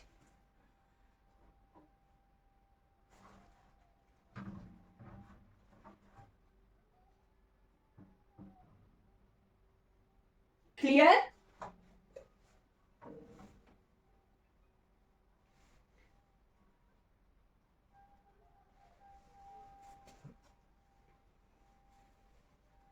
तो BC कितना निकल के आ रहा है, D sine theta, right. BC कितना निकल के आ रहा है, परपेंडिकुलर है ना, BC क्या है हमारा, BC is equal to D sine theta, और CD भी हमारा D साइन थीटा निकल के आएगा, राइट। यानी path difference BC plus CD है तो 2D sine theta, path difference हमारा कितना निकल के आया, पाथ डिफरेंस यहाँ पे हमने पाथ डिफरेंस होता है n lambda, n lambda is equal to BC plus CD, तो 2D साइन थीटा आ गया BC प्लस CD, तो 2D sine theta is equal to n lambda, right. 2D sine theta is equal to n lambda, ये मैं मिटा दूं, अब यहां से हमें सिर्फ एक्सप्रेशन निकालना था परपेंडिकुलर हाइपोटेन्यूज करके, है ना। और डी क्या है, इंटरप्लेनर डिस्टेंस है। तो पाथ डिफरेंस, अगर आपको ब्रैग्स लॉ पूछा जाए तो ब्रैग लॉ क्या है, जो भी path difference change in X rays आ रहा है वो चीज, right. Path difference is equal to 2D sine theta, यानी n lambda is equal to 2D sine of theta, और DHKL है ये इंटरप्लेनर डिस्टेंस है, साइन थीटा, राइट। ये बन गया हमारा ब्रैग्स लॉ, और यहीं से ही मोस्ट इंपॉर्टेंट है, यहां से क्वेश्चन आते हैं। 2D sine theta is equal to n lambda, अगर हमारा n1 है, n is equal to 1, n1 है, ये n1 है, तो क्या आएगा 2D sine theta is equal to lambda, और ये आएगा हमारा first maxima, first order diffraction, right, first order diffraction. अगर n की वैल्यू 2 है, 2D sine theta is equal to 2 lambda, तो ये आ गई हमारी सेकंड ऑर्डर डाइफ्रैक्शन, राइट। अब आपने ये तो बोला ही नहीं, मैम ने तो ये बोला ही नहीं कि n अगर 0 है तो क्या, अगर n हमारा 0 है तो 2D sine of theta is equal to 0, तो 0 यानी ये क्या है हमारा सेंट्रल मैक्सिमा है, यहां पर पाथ डिफरेंस जो है 0 है, path difference is equal to 0, और ये बन गया हमारा सेंट्रल मैक्सिमा। अगर पेपर में साइन जो है कोई भी ऑर्डर ऑफ डाइफ्रैक्शन नहीं दिया है, तब हम n is equal to 1 consider करके चलेंगे। अगर पूछा जाए पेपर में क्वेश्चन में दिया हो पाथ डिफरेंस 0 है, तो आपको आगे फर्दर कैलकुलेशन करनी है, इंटरप्लेनर डिस्टेंस निकालने हैं, तो वहां पर n हम 0 पुट करेंगे, और साथ में वो हमारा सेंट्रल मैक्सिमा की बात होगी। ये जो सबसे बड़ा पॉइंट है, राइट पॉइंट, ये हमारा सेंट्रल मैक्सिमा है, और n1 ये हमारे फर्स्ट मैक्सिमा, ये second order diffraction, third order diffraction, इस तरह से चेंज हो जाता है। यहाँ पे ब्राइट स्पॉट दिख रहे हैं, डार्क स्पॉट्स इनके बीच में ही होते हैं, वो दिखते नहीं है, राइट। तो अगर मैक्सिमा दिया है, मिनिमा दिया है, वो चीज आप पर डिपेंड करती है। n इक्वल टू 0 हम जो है मैक्सिमा के लिए पुट करते हैं। अब क्या चीज, सेंट्रल मैक्सिमा की कोई भी वैल्यू हो, कोई भी पाथ डिफरेंस 0 होता है, ध्यान रखना है। तो ये जो ब्रैग्स लॉ का एक्सप्रेशन है, ये आपने नोट रखना है, इंपॉर्टेंट है। कल हम यहां से क्वेश्चन करेंगे, राइट, कल हम यहां से क्वेश्चन करेंगे। आई होप आपको जो है क्लियर हो गया होगा। मिलर इंडिसेस हमने देखे, एक्सरे डाइफ्रैक्शन हमने देखी, और ब्रैग्स लॉ हमने क्लियर कर लिया। अब ब्रैग्स लॉ के बाद हमने देखा था कि कोई एक प्लेन्स अलाउड होते हैं, कोई एक प्लेन्स नॉन अलाउड होते हैं, तो वो डिपेंड करता है इन ब्राइट और डार्क पॉइंट्स की इंटेंसिटी पर, कि किस इंटेंसिटी के ब्राइट पॉइंट है, राइट। अगर इनकी इंटेंसिटी की कोई वैल्यू मिलती है तो हमारा वो अलाउड प्लेन होंगे, राइट। मैं क्या बोल रही हूँ, अगर ये जो स्पॉट्स मिल रहे हैं, ब्राइट स्पॉट्स मिल रहे हैं, इनकी इंटेंसिटी की कोई वैल्यू हमें मिलती है, अगर नॉन जीरो कोई वैल्यू है तो वो अलाउड प्लेन होंगे। अगर इनकी इंटेंसिटी 0 हो जाती है तो वो नॉन अलाउड प्लेन्स होंगे, वो हम कल करेंगे। और ब्रैग्स लॉ के जो भी क्वेश्चंस आते हैं, किस तरह के क्वेश्चन आते हैं, वो मैं आपको कल करवा दूंगी, राइट। आई होप आपको क्लियर हो गया होगा। चलिए आज की क्लास हमारी कंप्लीट हो जाती है। आज हम उसके क्वेश्चन देखेंगे जो एग्जाम में क्वेश्चन डायरेक्ट आते हैं, ब्रैग्स लॉ से डायरेक्ट क्वेश्चन आता है HKL प्लेन का, राइट। तो वो क्वेश्चन एंड आंसर हम डिस्कस करेंगे, राइट। ये question and answer discussion class रहेगी हमारी, राइट। कल की क्लास में हमने ब्रैग्स लॉ का जो फॉर्मूला था वो क्या निकाला था, ब्रैग्स लॉ,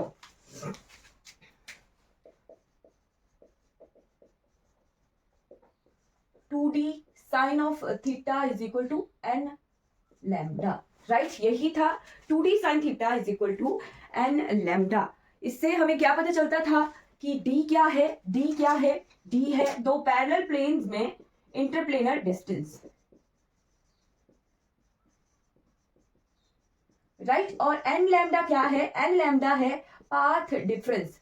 पाथ डिफरेंस कैसा, जो हम फॉल करवा रहे थे एक्स रे उसका, और जो हमारी उसके बाद स्कैटर होके जा रही थी एक्स रे क्रिस्टल से डाइफ्रैक्शन इंटरफेरेंस के बाद जो एक्स रे स्कैटर होके डाइफ्रैक्ट होके, स्कैटर होके लिखिएगा बेंड होके, है ना, स्कैटर होके जो रे जा रही थी उसमें, और जो रे एक्स रे सोर्स से आ रही थी, उन दोनों के बीच में जो क्रिस्टल पर उसमें चेंज आया वो होता है path difference, right. There is change in amplitude, जो हमारा सोर्स से आ रही है, फिर क्रिस्टल पर कुछ इफेक्ट हुआ, और उसके बाद जो जा रही है रे, वहां पर बीच में उसके एम्पलीट्यूड में, एक्सरे के एम्पलीट्यूड में क्या चेंज आया, वो हमारा पाथ डिफरेंस होता है, राइट। और डी एच के एल क्या है, इंटरप्लेनर डिस्टेंस है दो पैरेलल प्लेन्स का, राइट। तो ब्रैग्स लॉ से हमें क्या पता लगेगा, ब्रैग्स लॉ से हमें पता लगेगा कि हमारा जो क्रिस्टल है उसके प्लेन्स की क्या पोजीशन है, राइट। क्रिस्टल में प्लेन्स की क्या पोजीशन है वो एच के एल बताते हैं, राइट। और उस क्रिस्टल से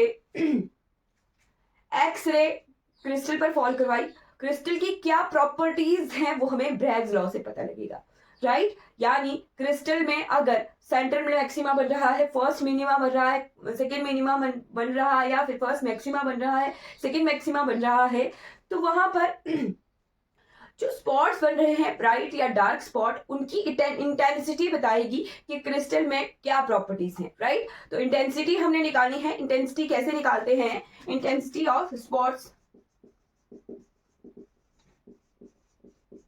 ऑन द स्क्रीन, उसके लिए हम करेंगे एम्पलीट्यूड का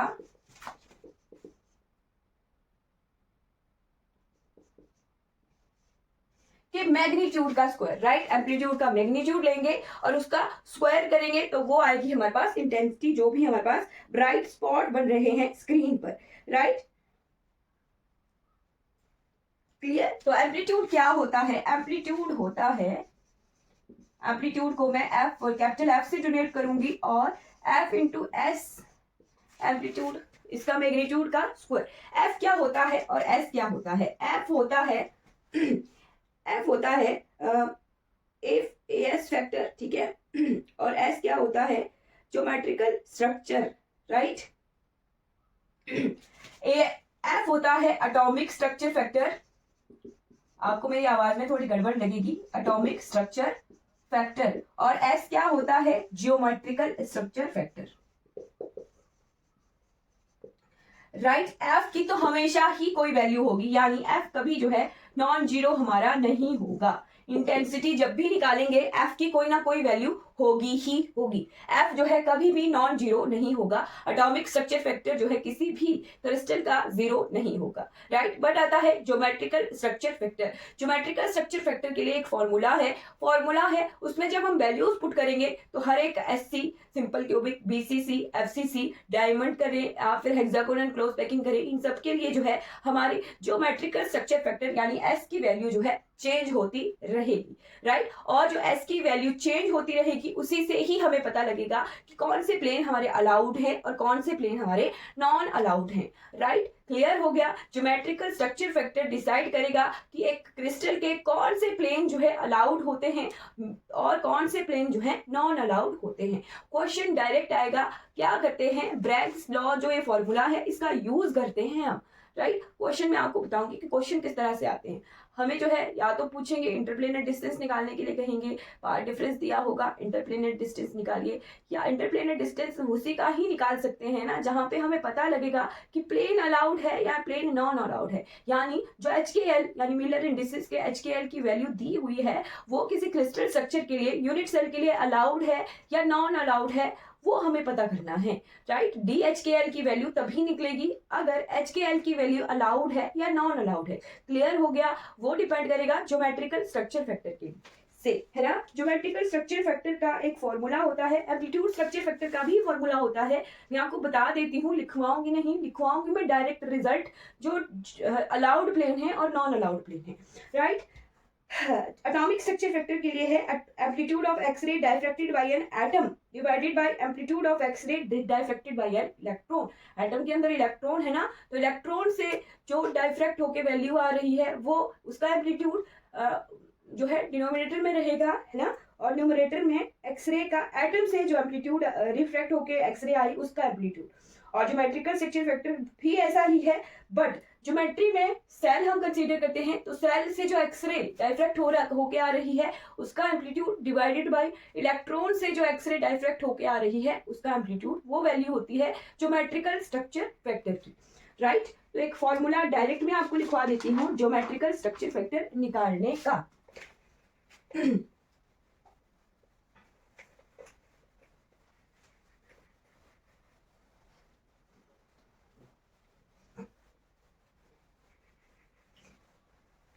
यानी इतना हम पढ़ रहे हैं, बस डिपेंड कर रहा है एस पर।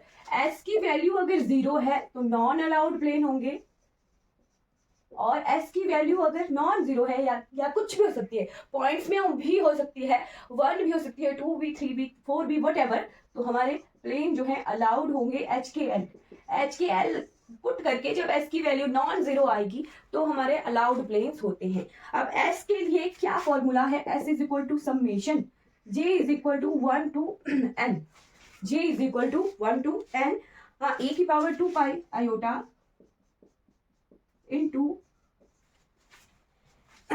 UJH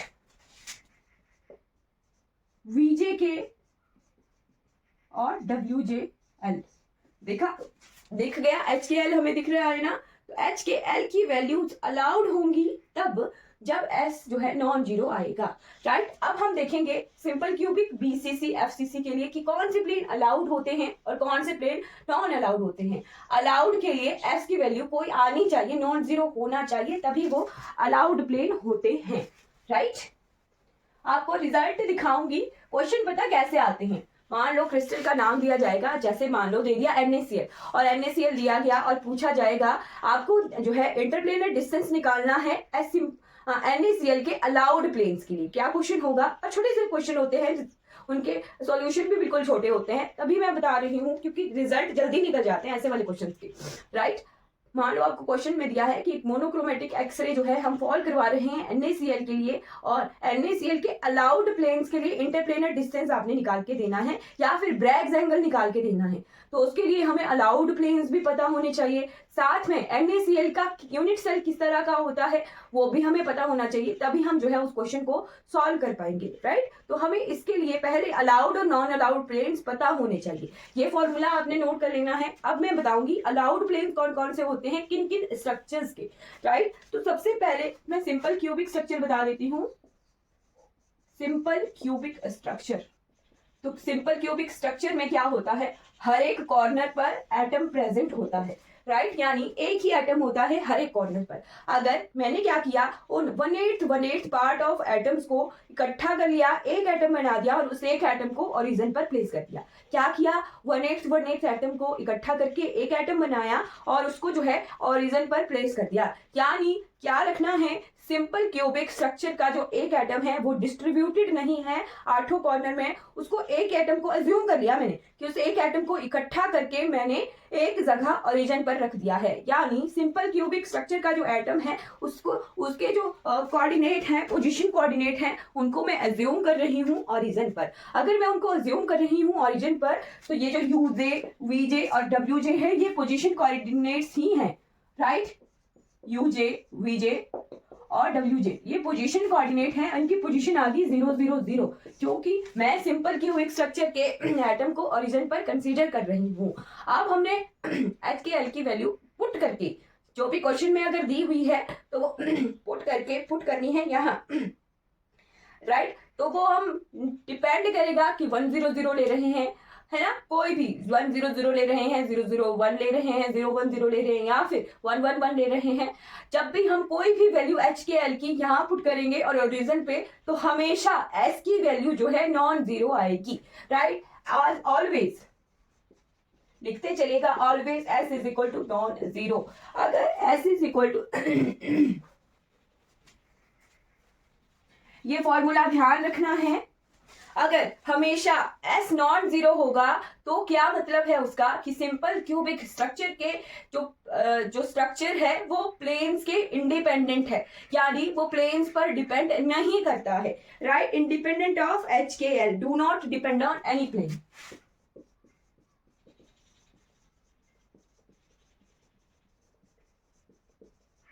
यानी सभी प्लेन अलाउड होते हैं सिंपल क्यूबिक स्ट्रक्चर में, all planes are allowed.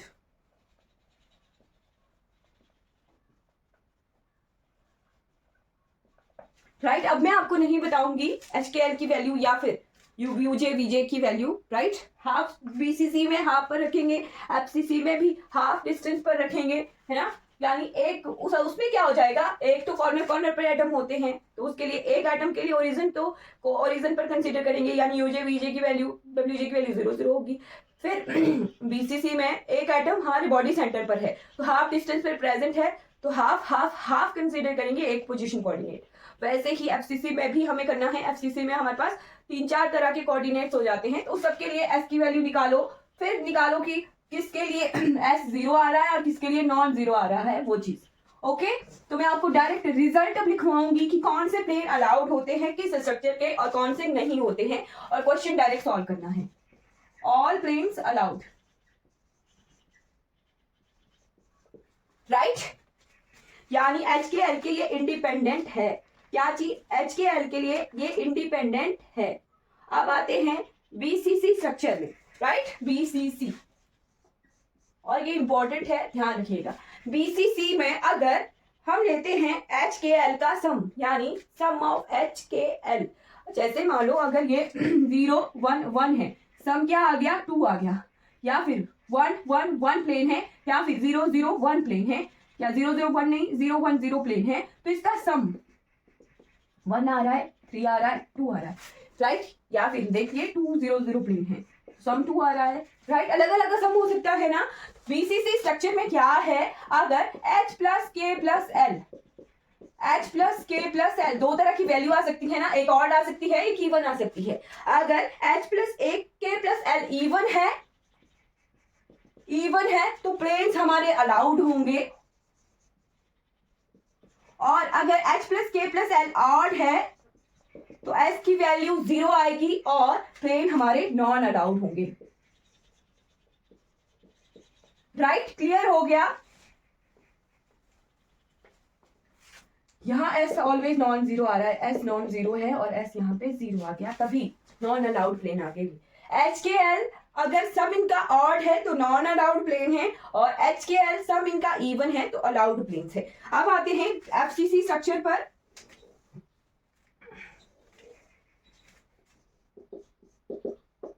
FCC में हम क्या देखते हैं, अगर सारे के सारे क्या चीज, यहां सम नहीं देखते हैं, हम देखते हैं जैसे मान लो 0 1 0 0 प्लेन है, राइट, या फिर 2 2 2 प्लेन है, या 2 0 0 प्लेन है, या 1 1 1 प्लेन है, या फिर 1 1 0 प्लेन है। यहां मैं आपको बता सकती हूं कि कौन कौन से ये किस तरह के प्लेन्स है।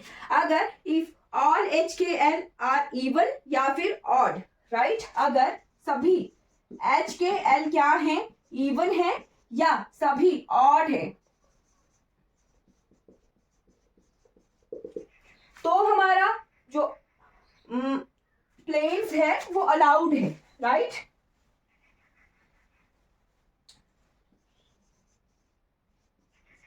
यार इसका क्या मतलब हुआ, इसका मतलब हुआ कि जैसे 0 0 2 है, राइट, 0 को हम इवन कंसीडर करके चलेंगे, इवन है इवन है इवन है, यानी सभी HKL क्या है, इवन है, तो ये अलाउड प्लेन है।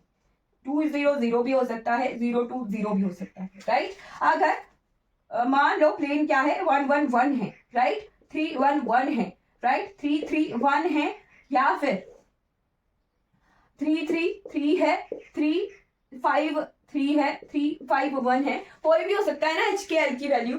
अगर तीनों HKL ऑड हैं, सभी HKL ऑड हैं, तो हमारे जो अलाउड होंगे प्लेन्स, राइट। क्लियर हो गया। अगर सभी HKL सभी के सभी तीनों के तीनों जो है इवन है या फिर तीनों के तीनों ऑड है तभी जो है प्लेन्स अलाउड होंगे। अगर तीनों ऑड है या फिर तीनों इवन है तभी ऑड होंगे, तभी अलाउड होंगे। अगर कॉम्बिनेशन आ गया 1 1 2 का, 1 1 0 का, राइट, 2 1 1 का, तो क्या कॉम्बिनेशन आ रहा है, ऑड भी आ रहे हैं HKL में, इवन भी आ रहे हैं, ऑड इवन आ रहे हैं। अगर ऑड इवन का कॉम्बिनेशन आ रहा है तो हमारे प्लेन्स अलाउड नहीं होंगे, ये नॉन अलाउड होंगे। क्लियर हो गया। अगर ऑड इवन का कॉम्बिनेशन आ रहा है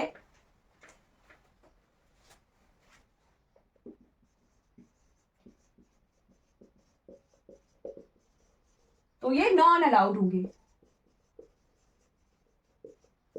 याद करने के लिए लिख सकते हो आप, जैसे 2 1 0 है ना, 2 2 2 2 1 है ना, यहाँ पे 1 1 1 लिख सकते हो, 3 1 1 लिख सकते हो। यहाँ पे ऑड है सम, 1 + 1 + 1 हो सकता है ना, 1 + 3 + 1 हो सकता है, राइट। यहाँ पे सभी का सम जो है और इवन है,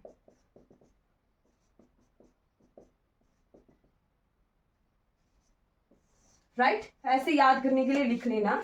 और यहाँ पे तो सभी अलाउड ही होते हैं। अब FCC के बाद अगला स्ट्रक्चर लेके चलते हैं डायमंड। अगर डायमंड के लिए क्वेश्चन आ गया एग्जाम में तब क्या,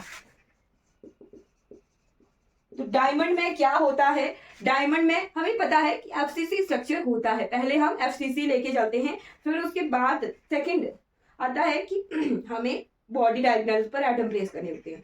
तो FCC के लिए जो है वो चीज यहाँ नहीं होती। क्या होता है, if all HKL are odd, दो चीजें आती हैं यहाँ पे अलाउड प्लेन्स के लिए। If all HKL are odd, अगर सभी ऑड है तो अलाउड प्लेन होगा, राइट। जैसे 1 1 1 है, राइट, या फिर 3 3 3 का कॉम्बिनेशन है, 3 1 1 का कॉम्बिनेशन है, तो ये अलाउड है।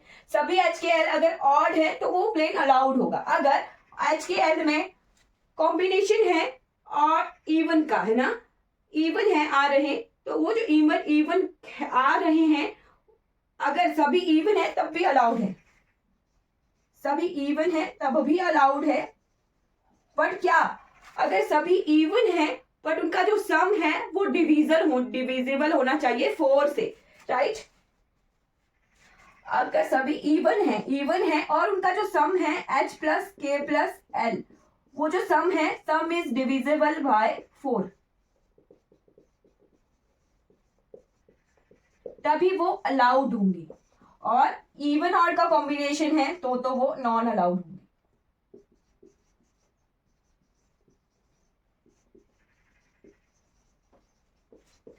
जो 2 2 इवन वाला कॉम्बिनेशन है वहां पर कैसे आपको समझ आए, जैसे मान लो यहां लिख लेती हूँ 2 + 2 + 0 4 आ रहा है, 4 है और साथ में तीनों इवन भी है, तो 4 डिविजिबल बाय 4 है, तो ये हमारा अलाउड है। 4 0 0 ये HKL अलाउड है ना, क्योंकि 4 से डिविजिबल है इनका सम। जैसे 4 + 2 + 2 ये भी सम अलाउड है, क्योंकि 8 सम आ रहा है और 8 क्या है, डिविजिबल है 4 से। तो इस तरह के प्लेन अगर तीनों HKL इवन है और उनका सम जो है 4 से डिविजिबल है, तब वो वाले हमारे अलाउड प्लेन्स होंगे। क्लियर हो गया। अब आते हैं दो और स्ट्रक्चर, जैसे हमारा NaCl का, KCl का, HCP और बेस सेंटर्ड का, है ना, वो देख लेते हैं। NaCl का लिखवा देती हूं मैं आपको।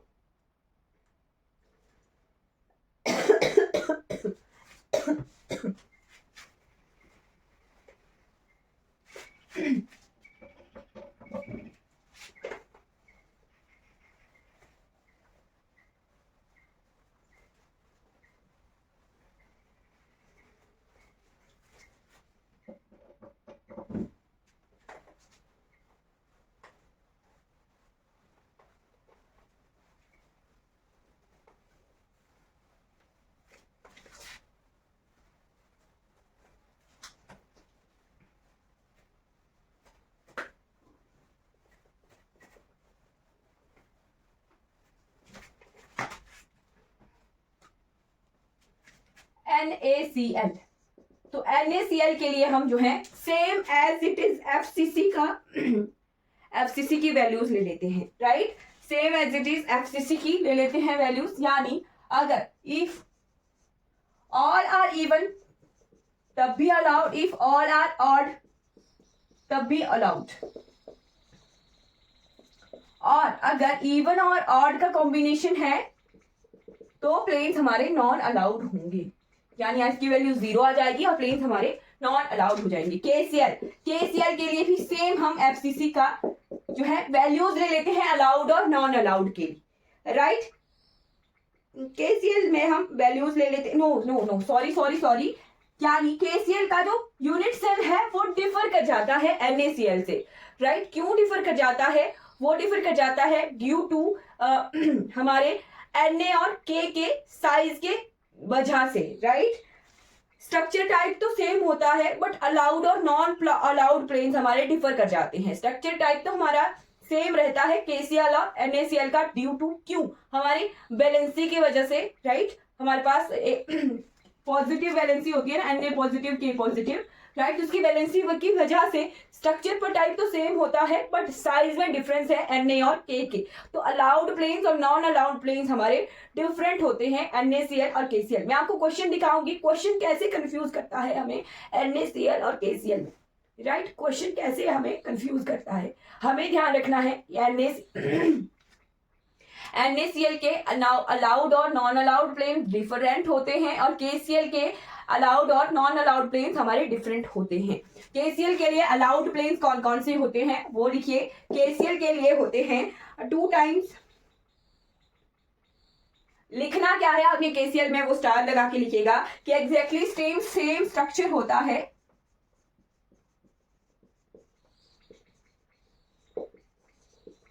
स्ट्रक्चर तो सेम होता है but allowed and non allowed planes are not same.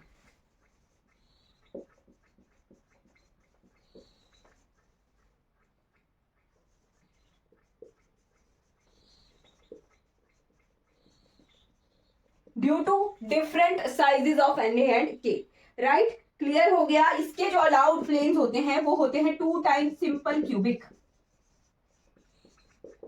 Right. 2 times simple cubic, यानी सभी प्लेन्स हमारे अलाउड ही होते हैं केसीएल में, राइट। सभी प्लेन अलाउड होते हैं बट वो कौन से? सिंपल क्यूबिक को मल्टीप्लाई करेंगे 2 से, तभी सिंपल क्यूबिक के जो भी अलाउड प्लेन्स होंगे उनको 2 से अगर मल्टीप्लाई करेंगे तभी हमारे केसीएल के अलाउड प्लेन्स हमें दिखेंगे। जैसे मान लो सिंपल क्यूबिक में 100 है तो 100 हमें केसीएल में अलाउड नहीं होगा, अगर उसे 2 से मल्टीप्लाई करके 200 कर देंगे तो वो हमारा प्लेन केसीएल में अलाउड होगा।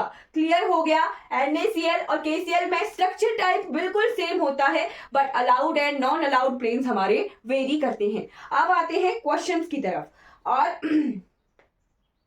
क्लियर हो गया। क्वेश्चन देखते हैं। साथ में एचसीपी और बेस सेंटर, तो एचसीपी और बेस सेंटर में हम नंबर ऑफ एटम्स 2 लेके चलेंगे। एचसीपी और बेस सेंटर में हम नंबर ऑफ एटम 2 लेके चलेंगे। एस की वैल्यू जो मेट्रिकल स्ट्रक्चर फैक्टर है उसमें एस की वैल्यू अगर 0 आती है तो हमारे नॉन अलाउड प्लेन्स होते हैं, अगर एस की वैल्यू नॉन 0 यानी कोई भी वैल्यू आती है तो वो हमारे अलाउड प्लेन्स होते हैं। वो आपने ध्यान रखना है, इतना डीपली कोई नहीं आता बट क्वेश्चन किस तरह के आते हैं अब ये नॉन अलाउड और अलाउड प्लेन्स के, वो मैं आपको बता देती हूँ क्वेश्चंस। तो क्वेश्चन लिखना है आपने मोनोक्रोमैटिक एक्सरे। अब मैंने आपको लास्ट क्लास में भी बताया था कि एक्सरे ही क्यों ले रहे हैं, क्योंकि एक्सरे में जो एम्पलीट्यूड है, पाथ डिफरेंस है हमारा, वो कंपैरेबल होता है हमारे किससे? इंटरप्लेनर डिस्टेंस से। एम्पलीट्यूड जो हमारा है एक्सरे का वो सेम होता है इंटरप्लेनर डिस्टेंस से, राइट। क्वेश्चन में आपको लिखवाती हूं एक बार।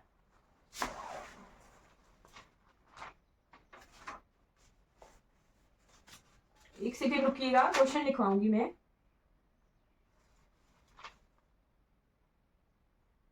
हाँ, एक्सरे में इंटरप्लेनर वेवलेंथ के बराबर होता है, एक्सरे की वेवलेंथ के बराबर होता है इंटरप्लेनर डिस्टेंस, 1 एंगस्ट्रॉम के आसपास होती है वो, राइट।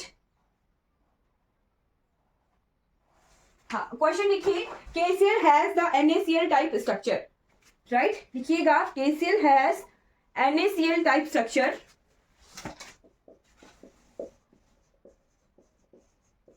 ये एग्जाम में आया हुआ क्वेश्चन है। KCl has NaCl type structure which is FCC.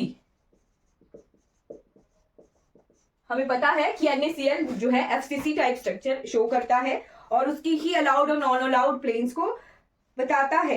But देखिए कंफ्यूज कैसे करेगा एग्जामिनर. वहां पहले क्वेश्चन लिख लेते हैं फिर मैं आपको बताती हूँ. Which is FCC with 2 bases type 2 atomic bases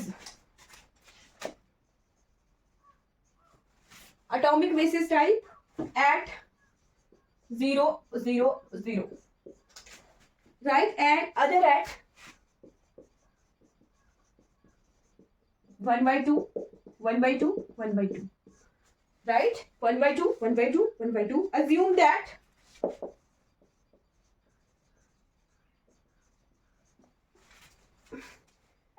that the atomic factor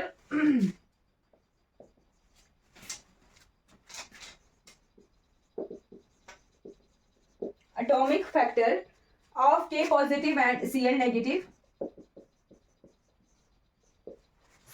negative are identical.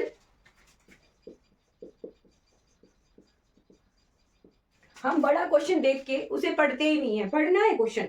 In an X-ray diffraction experiment, X-ray diffraction experiment,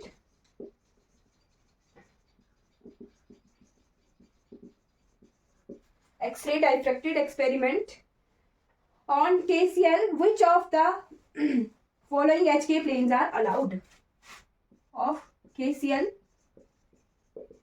which of the following HKl planes are allowed. देखिए कितना simple है. मैं जब आपको इसको बताऊंगी तो आप बोलोगे इसमें तो कुछ भी नहीं था. अलाउड ए ऑप्शन दिया है 0 0 0, राइट. बी ऑप्शन है 1 1 0. सी ऑप्शन दिया गया है 1 1 1 और डी ऑप्शन है 2 0 0, राइट. 3 ऑप्शन है. अब हमें क्वेश्चन पढ़ना है. पहले क्वेश्चन में क्या दिया है. क्वेश्चन में दिया गया है, कंफ्यूज कैसे किया है एग्जामिनर ने. KCl has NaCl type structure which is FCC. ये तो हमें पता है. KCl has NaCl type structure which is FCC, right. अब ये चीजें हैं, ये 1 1 1 and other 2 2 with the 2 atomic basis type at 0 0 0 and other at 1 by 2 1 by 2. ये है FCC की प्रॉपर्टी. यानी FCC के लिए HKl है ये हाफ. ये FCC के लिए है ये ओरिजिन पे एटम्स के पोजीशन कोऑर्डिनेट है ये 0 0 0 एंड हाफ, राइट. ये जो इसके बाद वाली लाइन है ये with 2 atomic basis at 0 0 0 and at 1 by 2 1 by 2, ये कंफ्यूज करने के लिए डाली गई है, राइट. ये प्रॉपर्टीज हैं, पोजीशन कोऑर्डिनेट हैं FCC के लिए, राइट. FCC के लिए पोजीशन कोऑर्डिनेट है, राइट. क्या क्वेश्चन है. KCl has NaCl type structure which is FCC with 2 atomic bases type 0 0 0 and other at 1 by 2 1 by 2 1 by 2. अब इसी को देख के एग्जामिनर कंफ्यूज होगा कि KCl के लिए भी जो है हमारे पोजीशन कोऑर्डिनेट यही है. KCl में हमने पढ़ा था कि KCl का स्ट्रक्चर तो NaCl के स्ट्रक्चर की तरह सेम होता है, बट जो अलाउड एंड नॉन अलाउड है प्लेन्स वो डिफरेंट होते हैं, राइट. ध्यान रखना है. यही एग्जामिनर ने कंफ्यूज कर दिया इसी लाइन से. Assume that K positive and Cl negative are identical. Same है वो. अगर सेम है तो क्या, अगर सेम है फिर पूछा गया कि in an X-ray diffraction experiment KCl which of the following HK planes are allowed. क्या पूछा है कि HKl के कौन से प्लेन्स अलाउड हैं.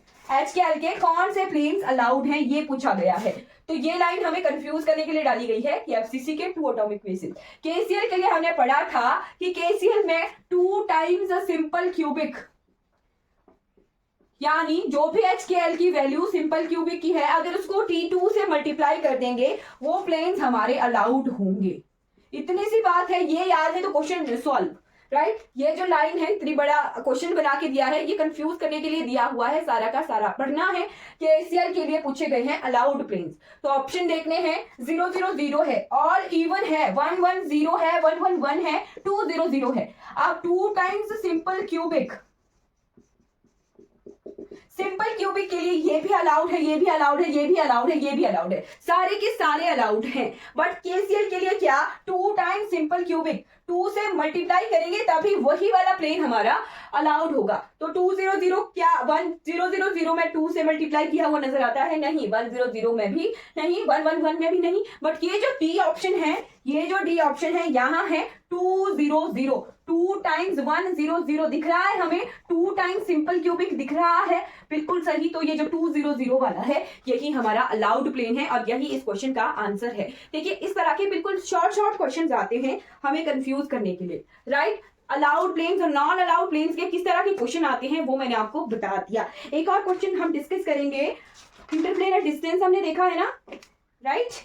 इंटरप्लेनर डिस्टेंस वाला क्वेश्चन मैं आपको सॉल्व करके बता देती हूँ। ओके 3 क्वेश्चन और हम डिस्कस कर लेते हैं कि ब्रैग्स लॉ और इंटरप्लेनर डिस्टेंस के किस तरह के क्वेश्चन आते हैं, राइट। क्लियर हो गया? ये तो बता दिया मैंने, अलाउड और नॉन अलाउड प्लेन के इस तरह के क्वेश्चन आते हैं। अब ब्रैग्स लॉ और इंटरप्लेनर डिस्टेंस के किस तरह के क्वेश्चन आते हैं वो भी देख लेते हैं। ओके हमें रिजल्ट जो मैंने आपको लिखवाए हैं वो आपने टेबल बना लेना है। टेबल में रिजल्ट लिखिएगा, क्या क्या आपको स्टार लगाकर मैंने चीजें लिखवाई वो लिखिए। डायरेक्ट बड़े बड़े क्वेश्चन दिखते हैं बट सॉल्यूशन बिल्कुल शॉर्ट होते हैं उनके।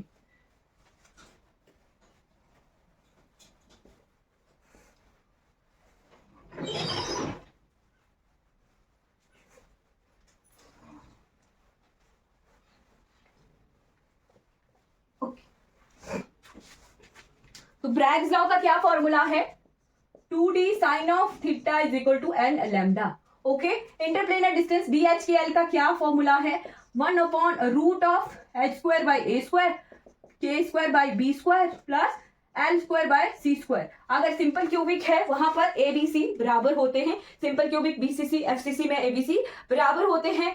ये वाला फॉर्मूला हमारा अलाउड प्लेन्स के लिए है, अगर नॉन अलाउड के लिए है तो डिवाइडेड बाई 2 हो जाएगा वो चीज। ये फॉर्मूला ध्यान है। अब क्वेश्चन लिखना है, क्वेश्चन क्या आया हुआ है एग्जाम में, क्वेश्चन है monochromatic X-ray of wavelength, monochromatic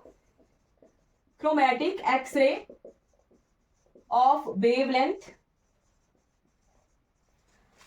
1 angstrom are incident on a simple cubic crystal. The first order Bragg's reflection from the first order Bragg's reflection of 311 plane, 311 plane occurs at the angle of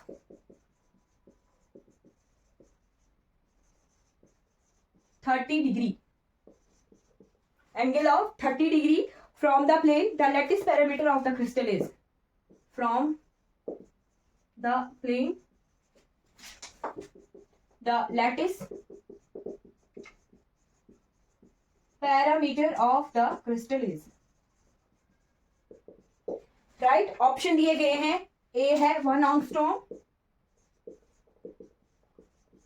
B है हमारा √3 angstrom, C है √3/2 angstrom और D है √11 angstrom। 3/2 नहीं है, 11/2 है और एक है √11 angstrom। ओके क्लियर, ये 4 ऑप्शन है और क्वेश्चन इस तरह से पूछा गया। अब क्वेश्चन पढ़ के हमें देखना है कि क्या क्या वैल्यूज दी हैं, कौन कौन सी वैल्यूज नहीं है। ब्रैग्स लॉ का इनसे रिलेटेड फॉर्मूले हमें पता है। ओके तो वेवलेंथ दी गई है 1 angstrom की, लैम्डा दिया गया है 1 angstrom। ओके साथ में दिया गया है क्यूबिक क्रिस्टल है, फर्स्ट ऑर्डर ब्रैग्स रिफ्लेक्शन है, फर्स्ट ऑर्डर ब्रैग्स रिफ्लेक्शन है। इट मींस n की वैल्यू क्या है, n is equal to 1, 2d sine theta equal to n lambda में n की वैल्यू 1 दी गई है। साथ में प्लेन दिया गया है 311 है, यानी h के l की वैल्यू दी गई है 311। क्लियर, और occurs at the angle of 30 degree, right. Theta दिया गया है 30 degree. Okay from the plane the lattice parameter of crystal is, crystal का लेटिस पैरामीटर पूछा गया है। सिंपल क्यूबिक क्रिस्टल है, सिंपल क्यूबिक क्रिस्टल में क्या होता है, सिंपल क्यूबिक है, A equal to B equal to C होता है, यानी A होता है, तो A हमने निकालना है। क्वेश्चन में क्या पूछा गया है, A हमने निकालना है। तो 2d sin theta is equal to n lambda होता है, यहीं से ही पुट करके चलेंगे, 2d HKL लिख के चलिए, और sine of theta is equal to n lambda, n की वैल्यू 1 है, साइन दिया गया है 30 डिग्री, है ना, तो उसको बाद में पुट करते हैं, पहले देखते हैं 2d sin theta is equal to lambda की वैल्यू n आ गया 1, राइट। अब हमें d निकालना है, राइट, d निकाल लेते हैं। तो d के लिए हम क्या करेंगे, d is equal to 1 by root of ABC बराबर है h square by a square plus k square by a square plus n square by a square. Okay, तो a कॉमन करके बाहर निकाल देंगे, रूट से बाहर निकालेंगे तो 1 बाय a, रूट से आ गया ये बाहर, 1 बाय a आ रहा है बाहर, h square plus k square plus l का स्क्वायर, यही आ रहा है। a हमारा ऊपर चला जाएगा, d is equal to a by root of h square plus k square by l square. h की वैल्यू क्या है, h की वैल्यू क्या है, h की वैल्यू है 3 a1, h की वैल्यू है 3 का स्क्वायर, 3 3 जा 9 प्लस 1 प्लस 1 a अपॉन, को मैं थोड़ा छोटा लिखती हूँ, a upon 9 plus 1 plus 1, d क्या निकल के आ रहा है, d निकल के आ रहा है a upon root 11, a upon root 11 आ गया a, क्लियर, क्लियर हो गया, a अपॉन रूट 11 आ गया DHKL, क्लियर। तो यहां पर आप पुट कर देते हैं 2 इंटू a अपॉन रूट 11, साथ में दिया है थीटा की क्या वैल्यू है, थीटा की वैल्यू है 30 डिग्री, तो sine of 30 degree is equal to lambda कितना दिया है 1 एंगस्ट्रॉम, क्लियर, ओके। तो a is equal to 1 angstrom into root 11, sine 30 कितना होता है, साइन 30 होता है हमारा, कितना होता है जी साइन 30, कौन है क्लास में, कोई है क्लास में, हाँ अंजना मैम, चलिए बताइए साइन 30 की क्या वैल्यू होती है, 1/2, है ना, यही होती है।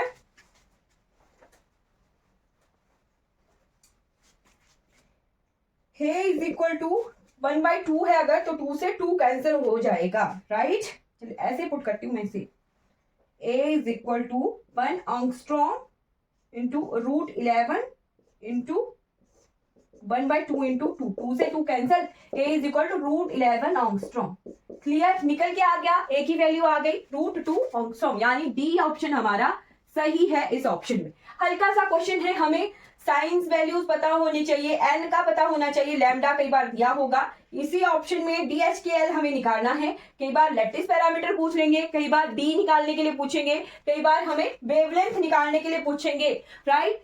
इसी फॉर्मूले को, इन्हीं दो फॉर्मूले को यहां वहां घुमा के अलग अलग से क्वेश्चन पूछ सकते हैं, क्लियर। हमें क्वेश्चन सॉल्व करने के लिए कुछ एक जो है वैल्यूज पता होनी चाहिए, ये फॉर्मूले डायरेक्ट हमें याद होने चाहिए, कुछ एक वैल्यू पता होंगी तो हम क्वेश्चन को जल्दी से सॉल्व कर लेंगे, ज्यादा कैलकुलेशन नहीं थी क्वेश्चन में, राइट, क्लियर हो गया। लैटिस पैरामीटर सिंपल क्यूबिक के निकल के आ गया रूट 11 एंगस्ट्रॉम। एक और क्वेश्चन देख लेते हैं इसी तरह का, क्वेश्चन है, ओके, क्वेश्चन है हमारा एक्सरे ऑफ वेवलेंथ, वेवलेंथ को a दिया गया है अभी,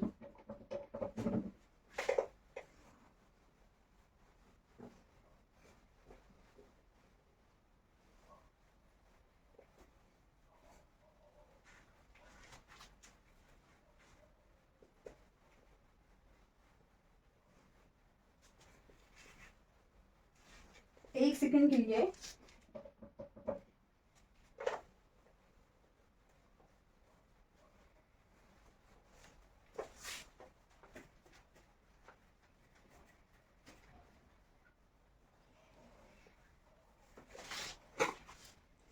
क्वेश्चन है X-ray of wavelength,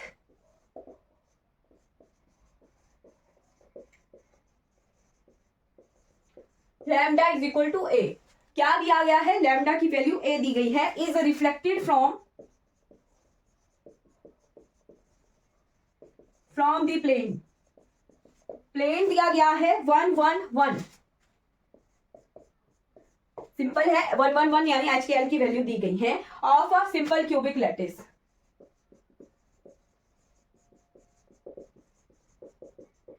Of a simple cubic lattice, if the lattice constant is the corresponding Bragg's angle is. If the lattice constant is the corresponding Bragg's angle is. Right और option दिए गए हैं, 1 है π/6, second है π/4, C option है π/3 और D option है हमारा π/8। क्लियर। अब क्वेश्चन में क्या क्या दिया गया है वो चीजें, तो लैम्डा की वैल्यू दी गई है ए, लैम्डा ए दिया गया है, लैटिस कांस्टेंट दिया गया है, लैटिस कांस्टेंट यानी पैरामीटर दिया गया है, लैटिस पैरामीटर भी ए ही दिया गया है। ओके, साथ में सिंपल क्यूबिक लैटिस है, सिंपल क्यूबिक लैटिस है, तीन ही चीजें दी गई है क्वेश्चन में और पूछा गया है कि ब्रैग्स एंगल निकालना है। तो ब्रैग्स एंगल का क्या फॉर्मूला होता है, 2d sine of theta is equal to n lambda. Plane भी दिया है 111 प्लेन दिया गया है, तो d sine theta is equal to n lambda. साथ में क्या चीज, अगर कोई भी दिया नहीं गया क्वेश्चन में, फर्स्ट ऑर्डर जो है रिफ्लेक्शन है, सेकंड ऑर्डर रिफ्लेक्शन है, नहीं दिया गया है, ऑर्डर नहीं दिया गया है, तो हमें नेचुरली एन की वैल्यू 1 पुट करनी है, n is equal to 1 put कर देंगे हम। ओके, तो लैम्डा की वैल्यू ए दी गई है, lambda is equal to A, 2d sine of theta is equal to A. Clear हो गया। हमें निकालना है डी की वैल्यू पुट करनी है, डी की वैल्यू पुट कर सकते हैं हम DHKL से, थीटा हमें निकालना है वो चीज। ओके, तो DHKL is equal to 1/√h² by a square plus k² by a square plus l² by a square. Okay, clear, ऐसे ही निकालेंगे। तो D आ गया हमारा 1/1/a हमने निकाल दिया कॉमन करके, 1 + 1 + 1, राइट। तो D is equal to a/√3 निकल के आ गया a/√3, D is equal to a/√3। Okay, तो D की वैल्यू यहां पुट करेंगे a/√3, D साइन ऑफ, अच्छा D की वैल्यू पुट करके चलते हैं, 2 × a/√3 into sine of theta, अब is equal to a, sine of theta is equal to a से a कैंसिल हो जाएगा, √3/2, क्या ऐसा निकल के आ रहा है, √3 वहां चला जाएगा। अगर इसे ऐसे नहीं करेंगे तो ऐसे कर देते हैं, इंटू a नीचे चला गया और एक 2 नीचे चला गया, a से a कैंसिल हो गया, √3 वहां चला गया दूसरी साइड, a से a cancel, sine of theta is equal to √3/2, √3/2 sine के कौन से एंगल की वैल्यू √3/2 होती है। ओके, ये मिटा दिया मैंने। Sine of theta is equal to sine of 60 degree, sine 60 की वैल्यू √3/2 होती है, तो थीटा यहां से निकल के आ रहा है साइन 60 डिग्री। अब हमें यहाँ पर तो पाई की वैल्यूज दी गई हैं, राइट। तो पाई क्या होता है, निकाल के देख लेते हैं, 180 डिग्री बाय 3, क्लियर, π/3 निकल के आ रहा है, राइट। तो π/3 निकल के आ रहा है, सी ऑप्शन हमारा सही है, साइन 60 डिग्री निकल के आया ऑप्शन, और पाई के ऑप्शन में π/3 निकल के आ रहा है। तो इस क्वेश्चन का राइट ऑप्शन सी होगा। ये इतना सा क्वेश्चन है, ज्यादा कैलकुलेशन वाले क्वेश्चन नहीं आते हैं। ओके, क्लियर हो गया। अब एक और टाइप का क्वेश्चन मैं आपको बता देती हूँ, मिलर इंडिसेस से। मिलर इंडिसेस से कितना टाइम हो गया, ऑर्डर ऑफ रिफ्लेक्शन रह गया हमें कवर करने के लिए। चलिए आपके लिए होमवर्क दे देती हूँ मैं, एक साइन लैम्डा साइन 30, हाँ एक होमवर्क के लिए क्वेश्चन दे देती हूँ, इसे सॉल्व करना है। ऑर्डर ऑफ रिफ्लेक्शन, और फिर ये वाला पोर्शन हमारा कंप्लीट हो जाएगा। कल हम रेसिप्रोकल लैटिस पढ़ेंगे फिर।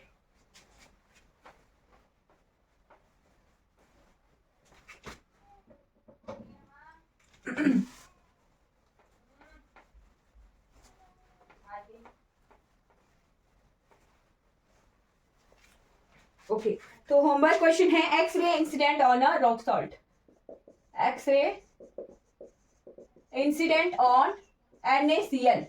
NaCl crystal are diffracted in the first order.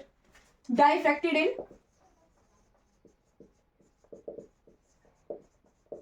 first order. First order at a angle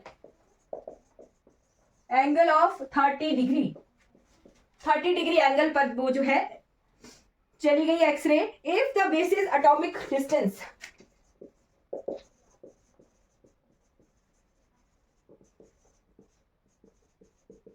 is 2.42 angstrom, 2.82 angstrom. Right? Calculate the wavelength of the incident ray.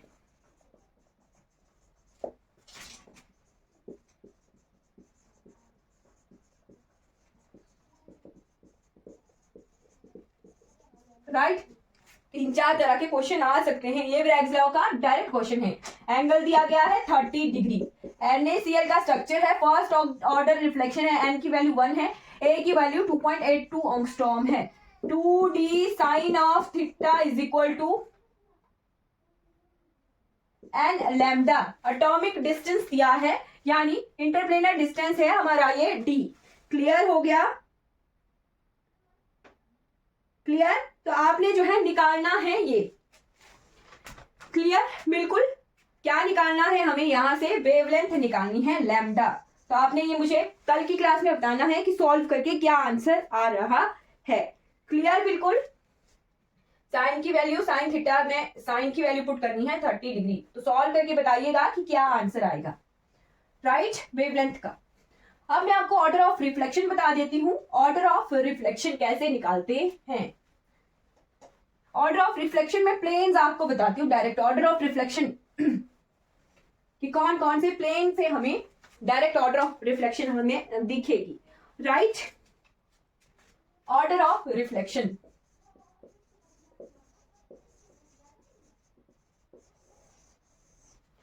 Order of reflection. Okay. तो order of reflection जैसे हम इधर को बढ़ेंगे order हमारा जो है decrease करता चलेगा. यानी पहले ज्यादा वैल्यू होगी, ज्यादा से कम की ओर हम जाते हैं. राइट?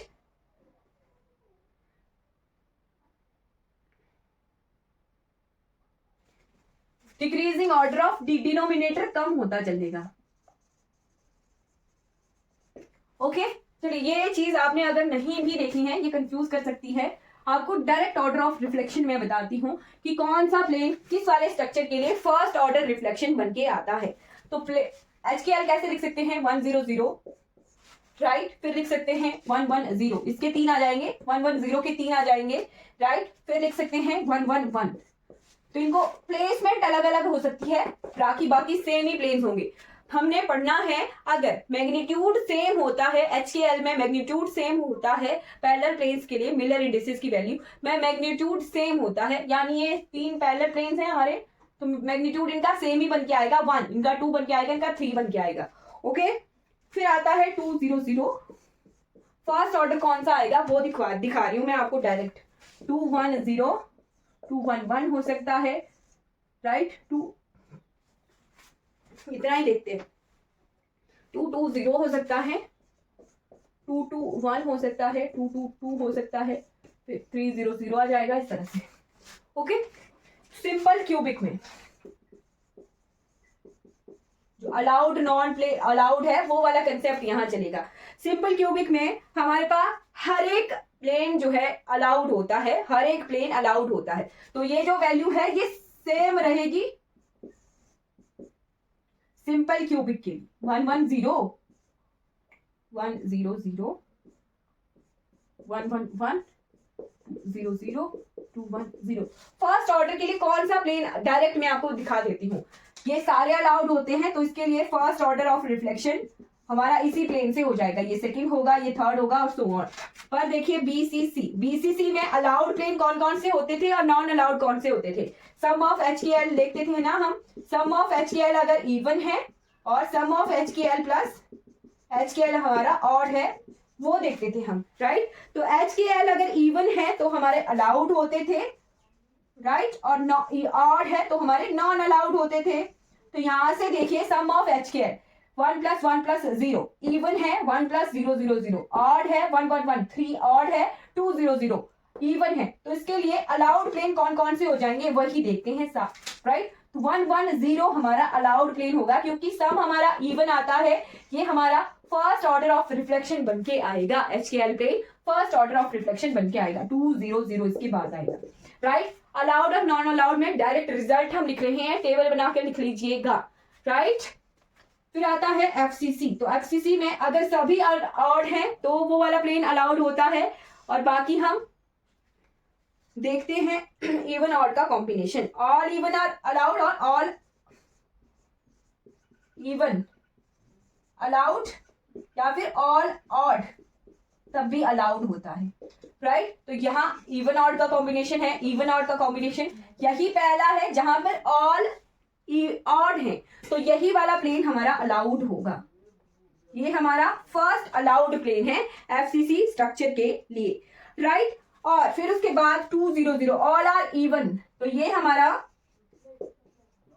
सेकंड प्लेन अलाउड है। फिर 2 1 0 ये हमारा कॉम्बिनेशन ऑड इवन का आ गया। फिर उसके बाद आता है हमारा कौन सा प्लेन अलाउड, 2 2 2 जिसमें तीनों इवन है। फिर उसके बाद 3 1 1 आएगा जिसमें तीनों हमारे ऑड है, ये प्लेन आएंगे इस तरह से। तो डायरेक्ट लिख लीजिए ऑर्डर ऑफ रिफ्लेक्शन में प्लेन्स। NaCl का सेम FCC के जैसा होता है, राइट। और KCl के लिए हमने देखा था कि 2 टाइम्स सिंपल क्यूबिक, यानी ये जो अलाउड है इनको 2 से मल्टीप्लाई करेंगे तो वो KCl के लिए आएगा सिंपल क्यूबिक, राइट। अगर आपको थोड़ी कंफ्यूजन होगी तो क्लास की स्टार्टिंग में जो हमने पढ़ा है वो वाला देखिएगा कि किस तरह से हमने अलाउड और नॉन अलाउड प्लेन निकाले हुए हैं। ये डायरेक्ट रिजल्ट है, मैं आपको डायरेक्ट रिजल्ट लिखवा रही हूँ। डायमंड का भी टेबल में लिख लेना है। डायमंड के लिए सबसे पहला अलाउड प्लेन कौन कौन सा होता है, तो डायमंड के लिए देखा था हमने ऑल ऑड है तब भी वो वाला हमारा अलाउड प्लेन होता है। साथ में अगर इवन है सभी बट उनका सम जो है 4 से डिविजिबल होता है तब all even but some is divisible by 4, तो वो वाला प्लेन हमारा अलाउड होता है डायमंड के लिए। तो ऑल इवन हमें सबसे पहले कौन से वाले प्लेन में दिखते हैं, ऑल ऑड हमें कौन से वाले प्लेन में दिखते हैं, यहाँ इवन ऑड का कॉम्बिनेशन इवन ऑड, ये यहाँ ऑल ऑड है। तो 1 1 1 पहला फर्स्ट ऑर्डर ऑफ रिफ्लेक्शन है हमारा डायमंड के लिए। फिर आता है अगर सभी जो है इवन है बट उनका सम जो है डिविजिबल बाय 4, इवन है बट सम डिविजिबल नहीं है, इवन ऑड कॉम्बिनेशन नहीं, इवन ऑड कॉम्बिनेशन नहीं। यहाँ देखिए 2 2 0 तीनों इवन तो है, 0 को हम इवन कंसीडर कर रहे हैं, है ना। तो तीनों इवन तो है बट साथ में सम भी डिविजिबल है 4 से, क्योंकि 2 + 2 4 होता है और 4 इज डिविजिबल बाय 4। तो 2 2 0 जो है सेकंड ऑर्डर ऑफ रिफ्लेक्शन आ जाएगा डायमंड के लिए। फिर 2 2 2 हमारा नहीं होगा, नो। फिर 3 1 1 अलाउड होगा, तीनों ऑड है ना। फिर 4 4 वाले आ जाएंगे, 4 0 0 वाला, ओके। क्लियर हो गया। तो ये तीनों का टेबल, ये वाला अलाउड और non allowed order of reflection वाला टेबल आपने बना लेना है कॉपी पर, ओके। ऑर्डर ऑफ रिफ्लेक्शन हमारा कंप्लीट हो गया। हाँ, ब्रैग्स लॉ हमारा पूरी तरह से कंप्लीट हो गया है। क्रिस्टल जो